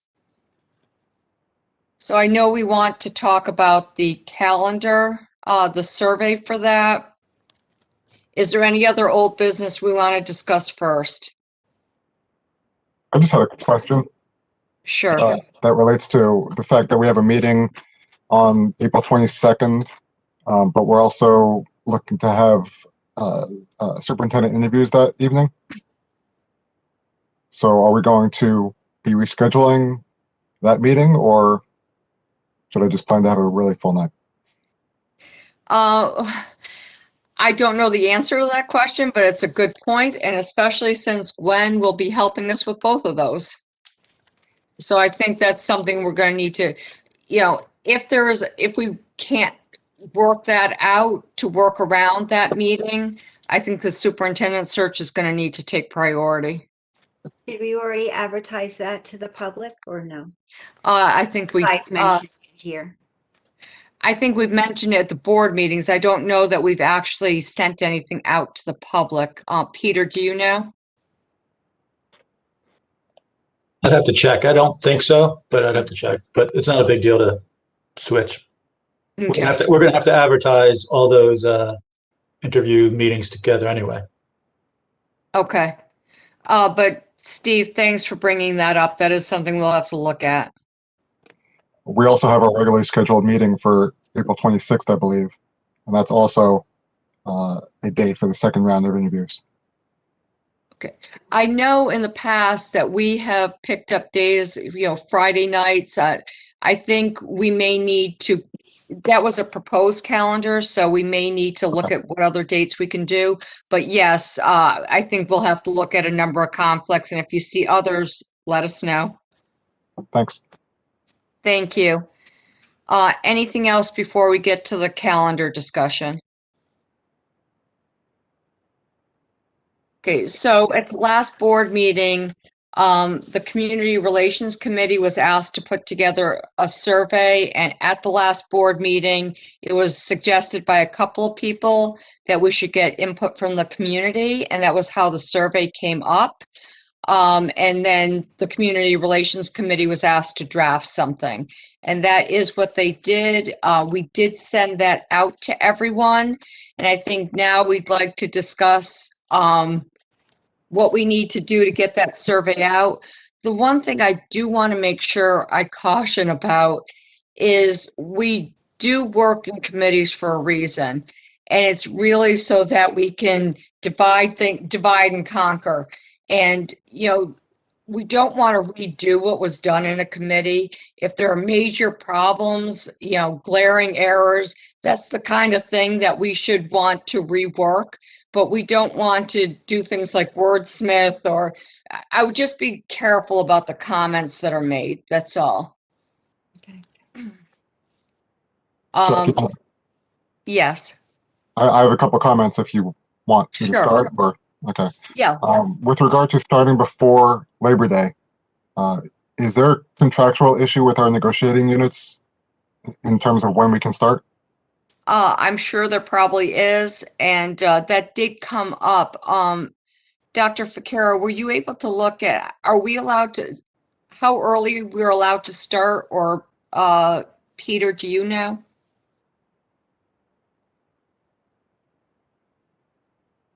Tom, do you want to jump in, or? Yeah, I know we were supposed to look at that. I don't have it at my fingertips right now, the contract. And I think we gave those questions out to Doug to answer. So we have those answers somewhere. I do. I can speak from my own, my home district starts before Labor Day, and their teachers union took the board to arbitration, or the legal avenue, and the Board of Education won that they're in charge of the calendar. So Peter, do you have a copy of the contract available? yes. Start date's usually pretty explicit in the front. In the meantime, I have another question if you want to move on while Peter's looking for that. Sure. with regard to extending the school year, being a hardship to families, I think that there are, and I'm sure that the committee's considered this, there are other concomitant issues, including a lack of air conditioning in most of the buildings, the starting of summer camps, which employ many of our staff. Same thing with the CSA camps, graduation dates and the attendant issues surrounding that.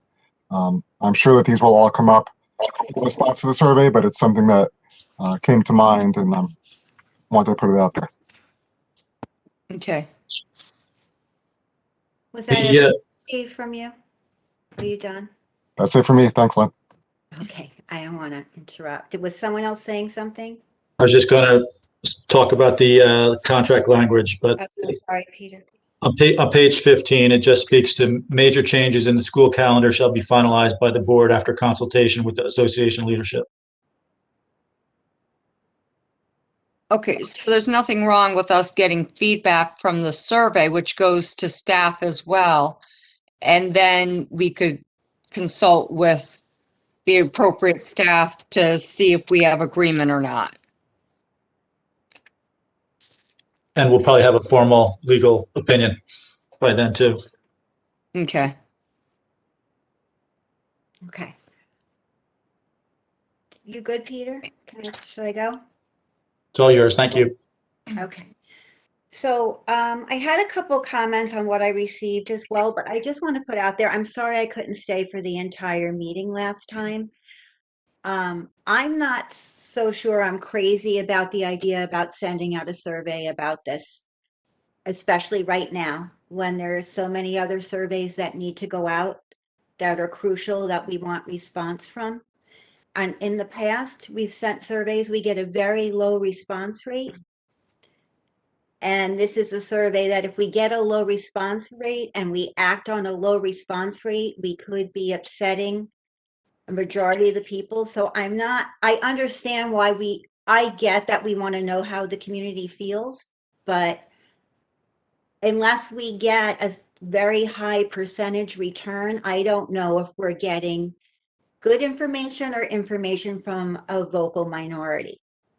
So I'm just throwing out there that I don't really support sending a survey, especially at this time when we need to do the superintendent search surveys, the virtual hybrid in-person learning surveys, and everything else that is crucial that we get the information now.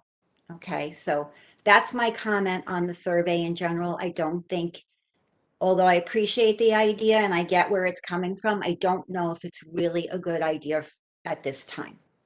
Okay. Well, I suggested the survey because if we're going to change the calendar, I think the 9 of us would, and with the administration, they could make the options for calendars, but I felt we should find out what the community wants. If we And can I find that totally out. get that, Barry. I just don't know if we're going to hear from enough of the community.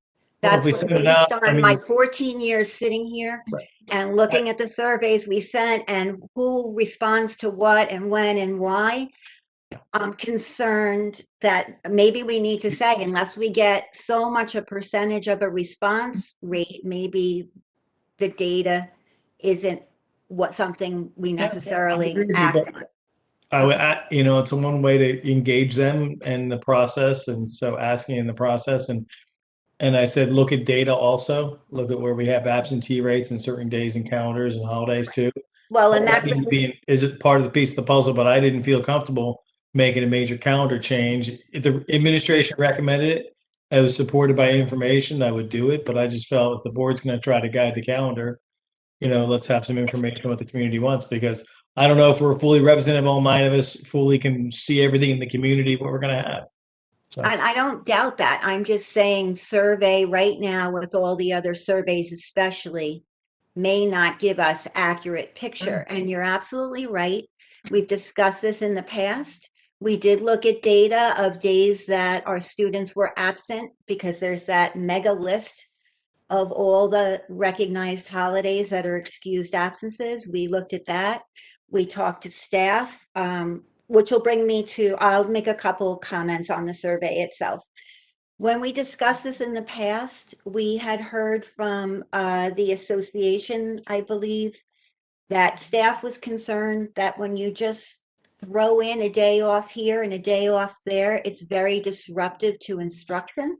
That's what we had been told at the time. I don't know if you want to work in a question for staff about that. Do you feel that, like, if, you know, we throw in a random Wednesday?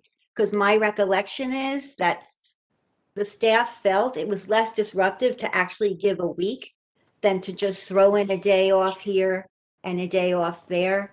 I don't know if you remember that, Jill. I think Jackie and Barry, you may have been on the board at that time as well. So I'm just throwing that out there. What was that question again? What did you say again, Lynn? Sorry, I missed. How the last time we discussed this, the staff felt that it was disruptive to instruction when we would just have a random day off, like in the middle of a week. That was one thing we looked at, as well as what you said, we looked at the absenteeism. So I could be remembering incorrectly, but it was just something that popped to mind when I was looking at this. And I recall that as well, and I was in the seats. okay, thanks, Steve. So I'm not that crazy. And then also when reading the survey, if we're going to send it, there was a question about what holidays you'd like to see off, and it gave 3 examples. And I don't think that's a good idea. I think that should be a fill in the blank, because I can think of 2 holidays that I had as a kid that weren't given as examples, and it's almost like we're leading the witness. So I think if you're going to ask a question like that, you leave it open-ended and let people tell us, gee, I'd love this day off. And then look, instead of saying, well, there's this one, this one, this one, or other. I'd rather them say, if we're going to do this, this is what my family would appreciate being able to have off, rather than us giving them a few options. And so those were my comments on the survey itself that I don't want to send. Thank you. So, and you're right, Lynn, this is not the top priority, right? If we have 5 surveys, I put this at number 5. To that end, what's the deadline that we have to do this by? May, June? Because we can wait, right? Well, my understanding from Dr. Ficara at the last meeting is that we would need to have the new schedule set for May. And Dr. Ficara, please correct me if I'm wrong. Yeah, I mean, it's not a rule. It's just sort of what the practice has been in most districts around the state, is that you give people enough notice for the upcoming year and the year after. So is this survey then for, I'm sorry, Jackie, is this survey for 22 to 23? Or is it a survey so that we know going forward? Both, I'd like to say. I thought it was for both. Yeah. It is for both. And in terms of timing of the survey, the superintendent search survey ends April 6th, and the other survey is going out tomorrow. Dr. Ficara, when is the deadline for the survey going out tomorrow? Sunday. Okay, so if we sent this out after April 6th, we wouldn't be conflicting with either of those 2 surveys.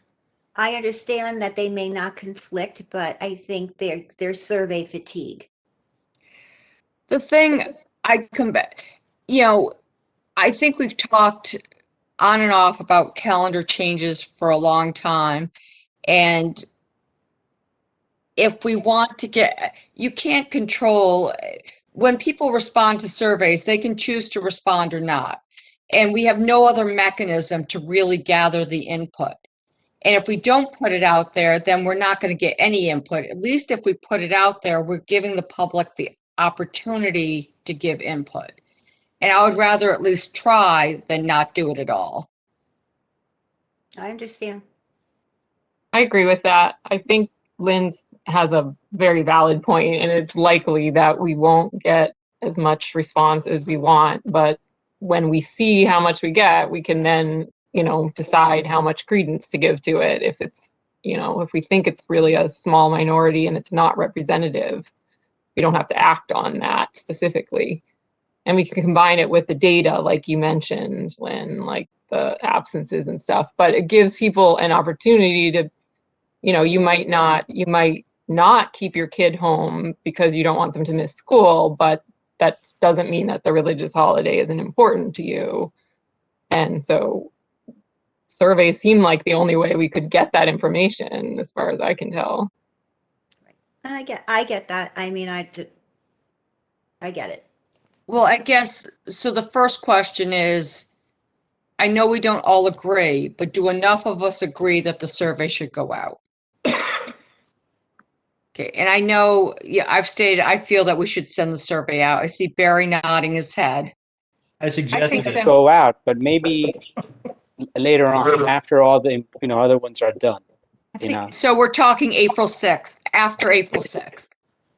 And I really feel that with a 2-page list of like hundreds of holidays that kids can take off, we need to take 3 specific holidays off that survey if we're going to send it, and just leave Oh, that. I'm fine with that. I have no problem with your suggestion, Len, of making that one open-ended. And unless someone else objects, I think that's a reasonable thing to do. I think it's a good idea. I totally see Lynn's point. The only problem with it is that it makes the data harder to compile. Now someone has to manually go through it and create a box for everybody that checked Diwali. Like, you have to read all the responses and do that. You can't just use an automated search tool. So, like, you see what I'm saying? Like, That's not I our understand job. what you're The saying, administration but I has to And do you that. have to put that entire list, and Yeah. not just any of those. So, and the list is long. So. Dr. Fonder's job. But the bottom line is, I think it's time well spent if, you know, so that we are more, I think we do it if we have to, and that's it. And, I did have a comment in general about it. I feel like there's not, I know it was maybe a draft and it was mostly just the questions. I feel like it needs a bit more context for somebody to be able to answer it, because the message that I get reading it is like, we're thinking about making big changes. Like, I've heard the word major mentioned here and stuff. And to me, if I didn't have any context of why or what some of the suggestions are and how much we're talking about changing it, like, I would be like, well, no, I don't want anything to change because I don't want school to go 2 weeks later than it does now, or start 2 weeks earlier or something. And there are school districts that make that kind of drastic change. And I don't think that's what, I might be wrong, but I don't think that's what we're talking about here. I think we're talking about a day or two here or there. We're not talking about like completely reinventing everything. correct, it's meant to be possibly a couple of days total. Yeah.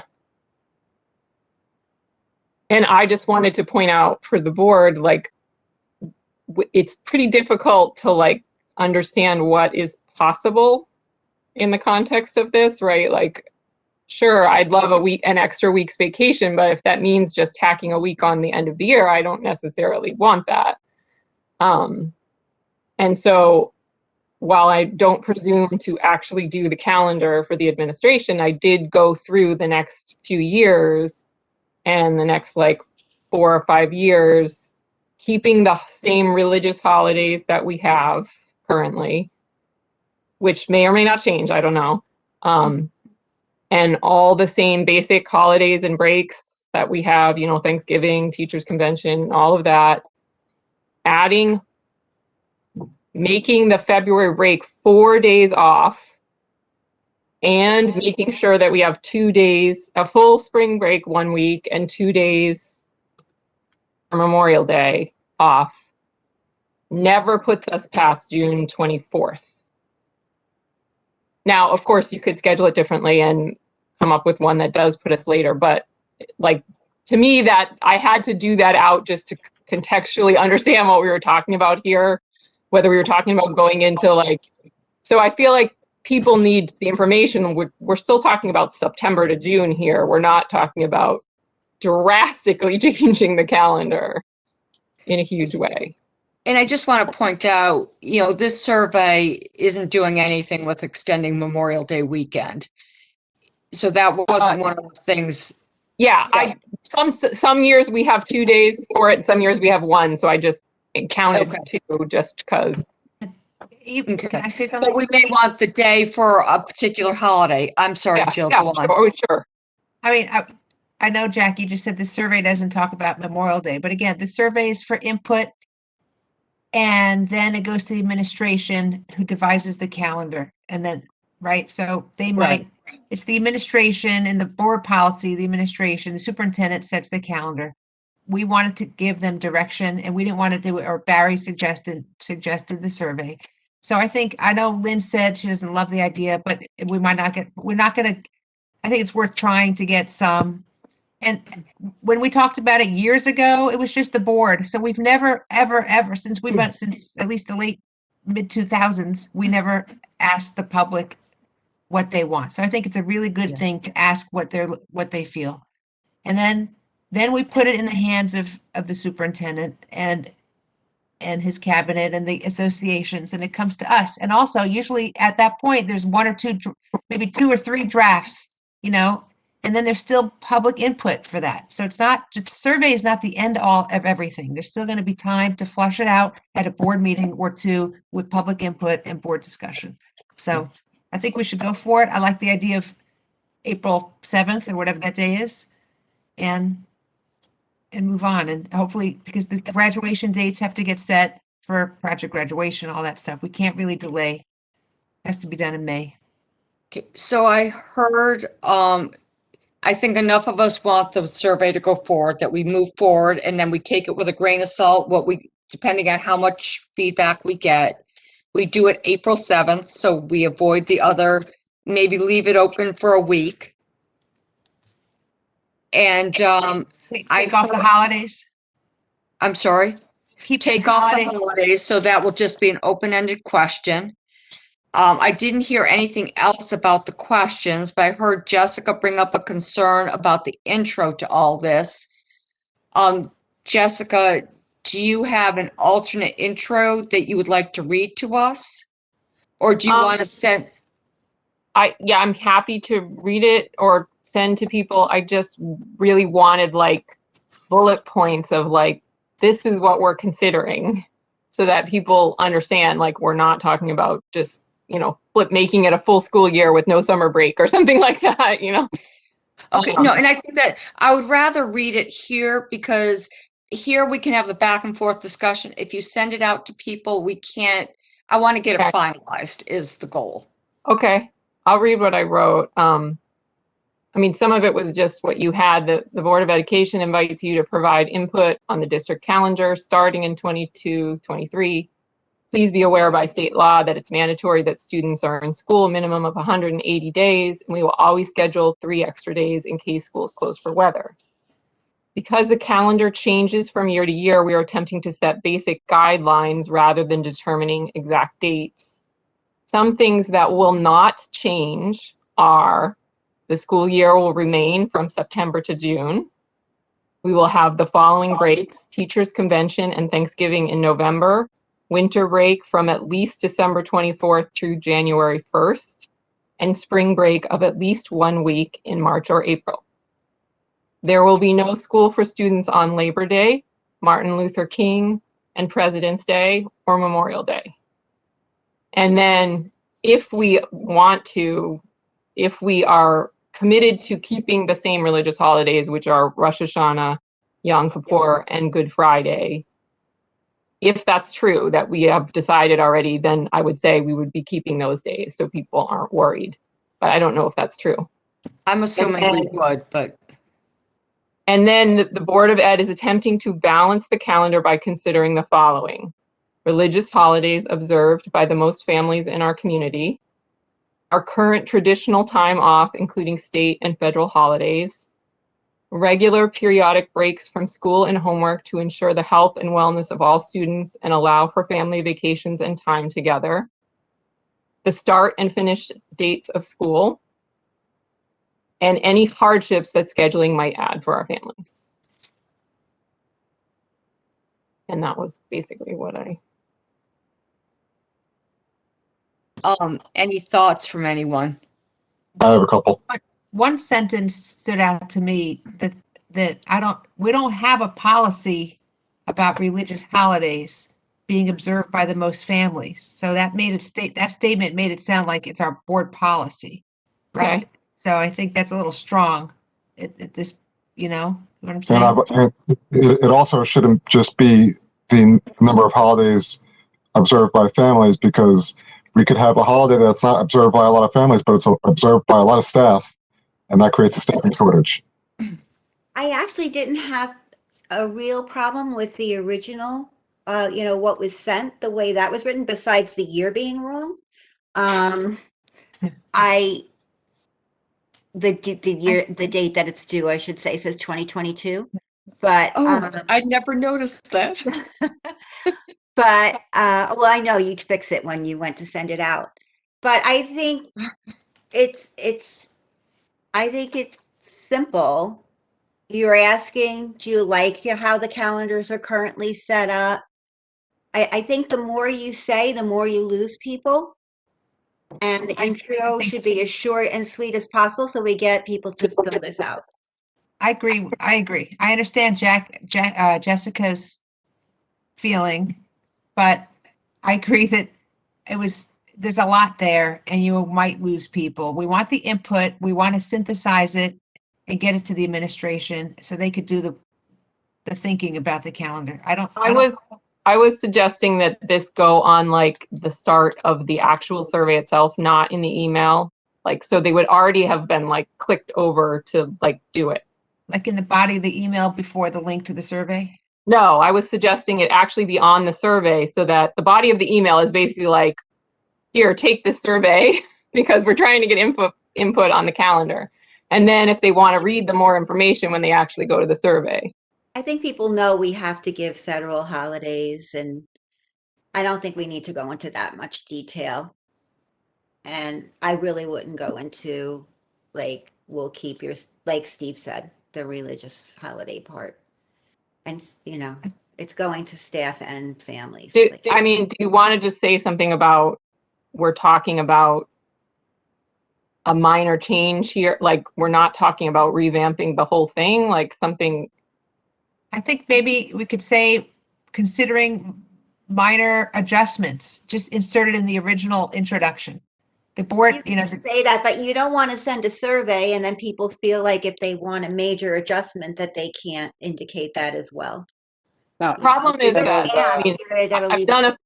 I've done a fair amount of research on surveys. I mean, not to harken back to the school start times, but people in general, if they're not educated on the topic, they will resist any change. Like, if they don't understand that there's anything like why we're looking at it, then why would they want? I mean, it makes sense. Like, I don't fault anyone for that. But if you don't see any reason to change it, so if we really truly only want to know the people who are already super unhappy with the calendar, then that's the information we'll get. If we then I would just say, maybe say, we're thinking of changing the calendar. Please respond to the survey, even if you are happy with the way our calendar is now, not just if you want to change. And that's all we really have to say. And then with an asterisk, say all current holidays will remain, and that's it. Well, so I you wouldn't don't have say to. that, just in case, like, I don't know. So you don't have to write down all the holidays. All current holidays will But to me, remain it's as more is. important to just get across. Yeah. I see your point, but rather than listing everything, I would just very simply say, we are asking for input from everyone. If you are happy with the way this calendar works now, please let us know by completing this survey as well. And then maybe we'll get a better response rate. I like that. I think we should, I don't think we need to redo that whole thing. And I know, Jessica, you wanted to put those in there, but I mean, the committee did go spend time on that. And I think the simpler, the better, but I like what Lynn just said. Even if you're happy, please, we want your input, whether you are happy with the calendar or would like to see changes. Yeah, and I should have said thank you, committee, even though I'm anti-survey and had comments, I do appreciate all the work you put into it. So thank you. Thanks. And so Lynn, we'll try, where would you like your sentence added? Or do you want me or the committee to just figure out where? I trust you to get that in there. Okay. You're good. So we'll get in a sentence to that effect that we want your input. It's because if we shouldn't change it, we need your input that we shouldn't change it. Exactly. And I think So- that addresses Jessica's concern. I hoped I heard Yeah. her right. So. I have another question, if now's a good time. In regarding to question 7, which is whether extending the school year would be a hardship, is that directed to adding days in June to extending the school year past, June 18th, June 22nd? Or is that extending the school year by adding days off? Because I think that those are two separate issues, and I'm kind of, I mentioned before that I was concerned that adding days off is a financial and hardship and a hardship for childcare issues for some families. And I don't know that that's reflected in any of these questions necessarily. I'm still concerned that Number people. 7 was actually put in because of the concern you raised. So maybe would changing the school calendar to include more holidays be a hardship? How Well, would it's you? not even necessarily holidays. It's days off from Days school. off, yeah. So maybe it's a holiday / days off. Maybe do it that way. So they have both. Okay, so tell me how to word this. I would say with extending the school year to include more days off, more school days off, be a hardship to your family. Okay, that's fine. Got it. Fine. Yeah. That's good. Yeah, and your comment last time, Steve, was specifically what drove that question. Thank you. I appreciate it. What about Lynn's question about the random days off? We have Karen here. Should we ask you, Karen? Say again, please. So I'm sorry, I didn't mean to put you on the spot. No, that's okay. Go ahead. Lynn had raised a concern, and I do have a vague recollection of this as well, that at one point there was concerns that if we have random days off, let's say, Wednesday 1 week, that makes it much harder on the teachers than it would be if we had, let's say, a week off. And the reason why we would do that is because we're trying to accommodate possibly other holidays that members of our community might celebrate. And So you can I can't just control modify, when they fall. not really so much harder on our teachers, but a disruption to instruction for the students as well. Okay, thanks. Okay. You know what? I know that came up at some point, but I don't remember who it came up with. I don't remember if it was teachers who brought it up and staff members, or if someone said that about students and it being disruptive, but a parent, I don't recall. Jeffrey Bruckner? No, I think it was, I thought it was someone from the staff. Yeah, I thought when it was discussed at the board, was it not Dr. Sylvia who was mentioning it? It might have been, but he was getting feedback. It Right. was feedback he was getting from staff if it was Dr. Sylvia. But you're probably right, Steve. That sounds right. And it wasn't necessarily just it being a Wednesday off, but being multiple days in a given month where you're shortening weeks, repeatedly, so that you're not necessarily getting. That was November, right? Was a huge point of discussion. Right. Okay, well, maybe what we need to do is let's see what comes back from the survey, and then we need to make sure that we work, or Dr. Ficara works with Karen to make sure that we're not creating a situation where it's that it's very disruptive to instruction. Is it difficult for us to have a separate survey for staff to, like maybe that asks that question, and that asks, it would be interesting to know, separately what staff feel about starting earlier or finishing later. Like, Okay, well, we've got the same survey going to both of them and they have to specify which they represent. Okay. So we can distinguish between the two, but maybe, Karen, do you think there's a question we need to add for staff? Like a staff only? So I have not seen the entire survey, but based on what you're saying, I think you could add a question about the disruption of instruction if people would feel that it would. I mean, really, you might ask the same thing to a parent. You might How be would able you, so how would we phrase the question? Does anyone have any thoughts? I think we're getting too nitty gritty right now. I think we should just get some general feedback from the community of the families and the parents and give it to the administration and let them come back to the board with a calendar, like the process. Because if we do add a holiday, sometimes it might be on a Wednesday, sometimes it might be on a Saturday. We don't have to close school. So I don't think we have to be so picky. And we're not just going to give a Wednesday for as a break because it's been a long stretch from the past vacation. So I wouldn't worry about that. I mean, we're not doing that, but other districts do that. They have like, Wednesday off or half days on Wednesdays or no homework Wednesdays or different things like, I mean, I'm not suggesting that we do that, but. I think I'm with just you, get Jill, the survey done and not worry about let's get this information to the administration and let them develop the calendars. And not to muddy it up even more, but certain holidays don't necessarily, like Christmas, fall on the 25th. It's always rotating. Yeah. So sometimes it's in August, sometimes it's in October, maybe in November, maybe January. So it's never a set date and a day and a month. So that's going to cause a problem.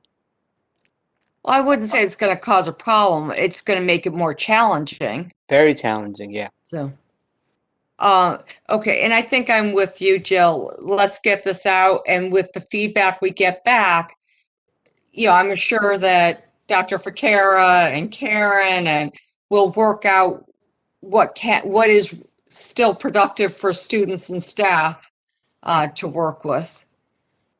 Right. Anything else on the calendar? Okay, so I think we're done with old business and we're up to new business. Any new business? I just sorry. Okay.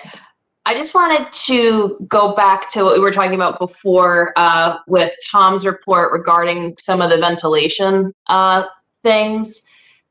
As one of the parents kind of said too, I just want to make sure that the architects that we hired, I know there was an issue in the past with a previous firm of maybe not being communicative enough or not getting us information quickly enough. I just really think we need to consider how it's going to look to parents if in July we're told, oh, hey, there's 3 months worth of ventilation repairs. It's going to take 4 months and it's in the middle school. So sorry, but they can't go back. I just think we got to be really on top of that kind of stuff and maybe talk with the architect in particular of how they're going to report. Like, is it going to be one aggregated report of all the facilities? Do we get it piecemeal? So that way, if there's a really big issue, we can address it. I just kind of wanted to bring that up because I think we need to be really mindful of that going forward with all the other, with so much writing on September being back to full day, 5 days a week. I just think we need to be on top of it. So I just wanted to share that. Yeah, Lucy, I'm glad you brought that up because that perked my ears when someone indicated in the public speak that ventilation was deemed something that we were said was a reason we didn't go back in September or October, and that was never brought up. We've had a joint review of the ventilation with the NJEA, and we went from building to building. Peter went with them, and the only regulations that were out from the state of New Jersey were regulations that all of our ventilation systems met. They have not changed yet. And there are some ideas about what we can do to improve in ventilation. But most of them, a lot of them are fairly controversial, and some of them are very expensive. So I just don't, I know someone had mentioned that somehow we just said ventilation was the reason we didn't open. I just want to make sure everyone realized we never said that.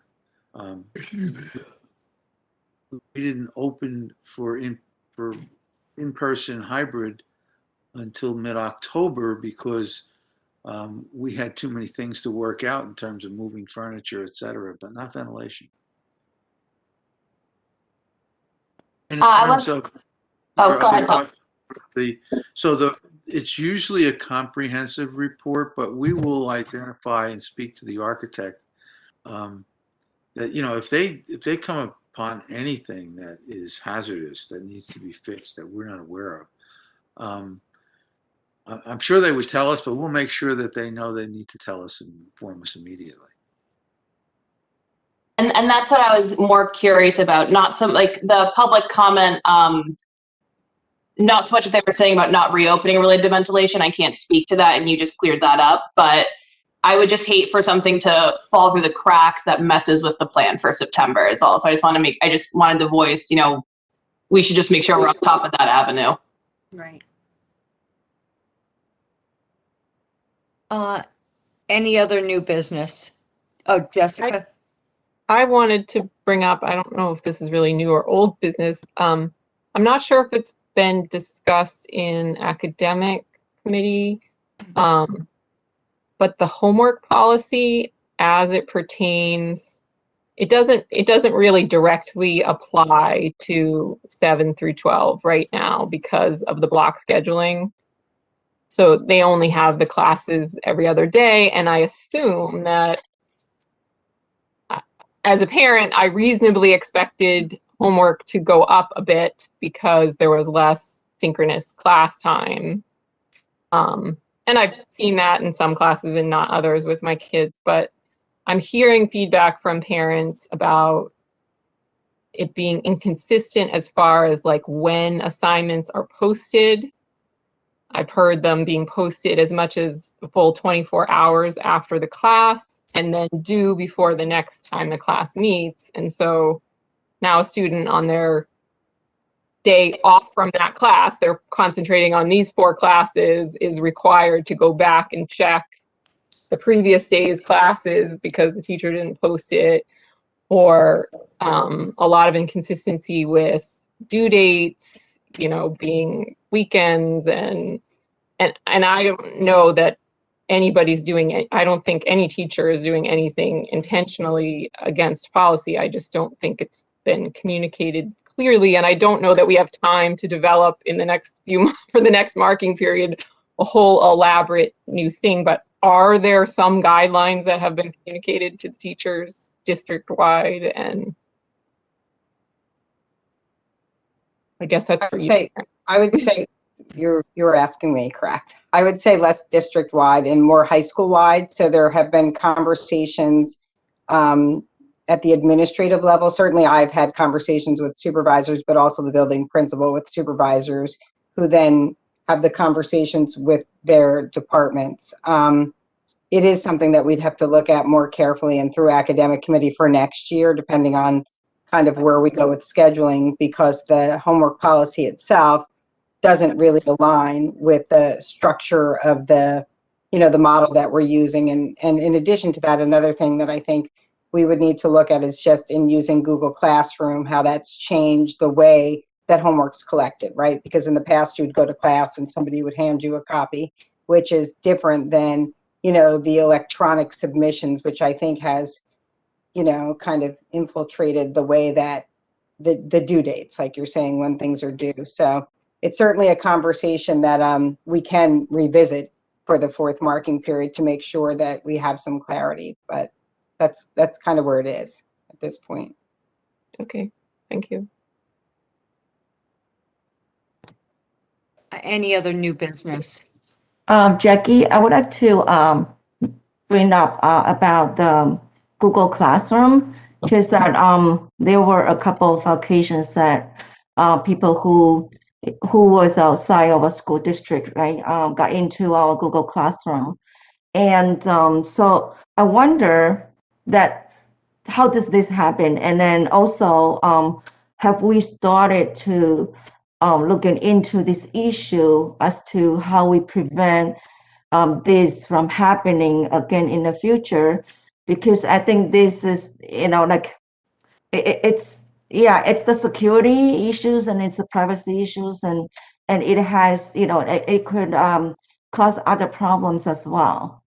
So I don't know, should we, do we need to explore other meeting tools that has more security issues on there? Or how do, like, like we need to identify the problems and resolve the problems, and maybe there are other options there. So Gene, I think that we certainly have to always continue looking at security. But the particular issue that I think you're referring to was one in which someone who may have been a member of the class and used another phone to dial in. So once you have the code and you can come in, the teacher is able to take you out and say you're not. If someone dials into the meeting who's not a guest and had attained access to it, the teacher can take them out of the meeting. The problem in that particular situation, in the few seconds that happened, the individual said some things that were not appropriate, but they were not able to attend the meeting. So, but how could we not invite you come in? So is it a admission need to be granted by the teacher? If there was, how could we grant an unknown code that try to log in into the Google Classroom? So these are like, some other things that I thought of. And I think it's something that we have to look deeper and deeper into. And the more this goes on, the more we have to be better at it. I just think that the person used the code they were given, and it's suspected it was a member of the class using an another phone, but using, how you could dial into Google Meet. I think I think that's the situation. They called in on a number you could call in on and had the code, and pretended. So they were invited into the meeting through the teacher, but they called in on a number, pretending not to be themselves. That's my understanding of that particular incident. okay, yeah, just want to make sure that this doesn't happen again, because I think it's it interrupts the classroom, and then also it might cause other fear or other problems to the class.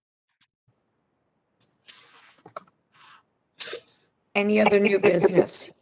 Yeah, so I'm loath to raise it at 11:30 at night, but I'm going to anyhow. I think we need to start having the conversation about having live in-person Board of Ed meetings. I don't know that we need to have the conversation tonight. What I would suggest instead is that perhaps we have administration look into the logistics that need to be dealt with in order to have a live meeting. We heard some of it from our attorney, but I would like to be able to have an open discussion about what live meetings mean and what we need to do. Tonight we had 175 attendance at our meeting. If we hold a live meeting, I don't know that we'll have 175, but we have to prepare for that. So whether that means having it in an auditorium or a cafeteria, I don't know, or a gym or whatever, but I think it's logistics that we need to start discussing, because if not now, then when are we going to start discussing it? I completely agree with Steve. I wanted to say the same exact thing. We we should look to see how we could do this, because if some have the option to attend virtually, how do we set it up that we can have these in-person meetings, still have virtual attendees, and let's do it as soon as possible. I think we And should, but people we have a also have to, choice. we What's that? also, I think we should do it, but we also have to consider the impact on the operations of the district in allowing that size and the then sanitization afterwards and the contact tracing if needed. And also the tracking when everybody comes in. Are we going to take attendance and have them sign a waiver when they come in? There's those areas, the logistical side of things we need to address also. You know what I mean? We need to know who's in the room just in case there is a situation. Well, that's stuff that they can bring us back. This is how Yeah, we I know. I'm just saying, recommend. those are all things that, you know, we also, I don't want to burden the administration. I mean, yeah, it'd be great. I think we're getting the attendance because some of the meetings are virtual. I think it's opening attendance, but also I don't want to put a burden of both time and cost of money operations to move everything around and set it up. So there's both involved at the moment. So, and then, I mean, I think we should have in-person meetings, it'd be great. But there's also a cost of time and effective operations I feel we need the administration to consider what they're doing. Well, and I think what we're asking is for them to look at it and come back to us with those considerations. Because these virtual meetings stink. I don't think, you know, they're not, we get things done, but those of us that have done them not virtually know that they go much better in person. All right, so we will take a look at all the ramifications and the legal requirements, and we'll get back to you. Thank you. Thank you. I do have one. I want to say that I'm not opposed to, like, I do agree with Steve that we should be looking into the logistics of it and we shouldn't wait to do that. But I just want to make it known that, like, I am not at all comfortable being in person, especially not with a crowd. I mean, I open myself up to ridicule to say it, but I have not been in the store for over a year. I have not, literally, the only time I've gone into a building outside of my home is to get fingerprinted for this. And it would be a real stretch for me to change my personal level of risk to do it. And it would be a shame if everyone else got to, and I mean, I would appreciate the option, but I'm Right, nowhere. if I understood the advice from the attorney that we could have you attend virtually. And that's why I think we have to start looking at it now to make sure that it is feasible, because if we should, you know, the longer we wait, the harder it's going to be. Right? And what you just said was what I was going to ask. I want to make sure that if a board member is not comfortable, that we would be okay with having some board members virtual and others in person. And what I think I'm hearing is that we would be okay with that. Because I personally don't feel I could force someone to come in that was not comfortable in this kind of situation. And just to be clear, I'm not certain that there's going to be a time anywhere near in the future where we're not still going to be having a laptop in front of us that is broadcasting our faces at that point. So, you know, because people are still going to have have the option of attending virtually, both on the board and in public. So, you know, again, it's just a logistical issue. Okay. And Lynn, I would appreciate any feedback if you think we could be running these meetings any better. I think you do a great job, Jackie. I think you do great. I'm one of those people that if I had to be a student right now, I would not be learning because Okay. this just does, I need that in-person interaction. It's very hard Okay. for me to focus. I'm fidgety, as you know. I'm not comfortable. I just think that when you're together and you're with each other and you're nodding and there's nonverbal communication going on, I think the meetings flow better. Okay. And I think lots of times, I know I haven't even spoken in these virtual meetings when I might have otherwise, because it's hard for people to recognize, or it's just It's awkward. It's a different dynamic. It Yeah. is a different dynamic, and I think you're doing a fantastic job. I really do. I don't know how you could do it better. It's just difficult Okay. for me. Thank you. And I'm actually the flip side of that. I'm actually the flip side. It's easier for me to have my multiple computers here where I can have a screen with my, where I can see my agenda versus a screen where, I'm doing other things. But I understand the need to get back to some sense of being in person. Okay. Okay, so I think the request was a good one. Let's see what it looks like. Any other new business at 11:40 at night? Not that I'm discouraging you guys, but. At least it's not Motion to adjourn. Okay. Second. All in favor? Aye. Aye. All Aye. opposed? Have a great evening, everyone. Take care. Thank you. You too. Good night.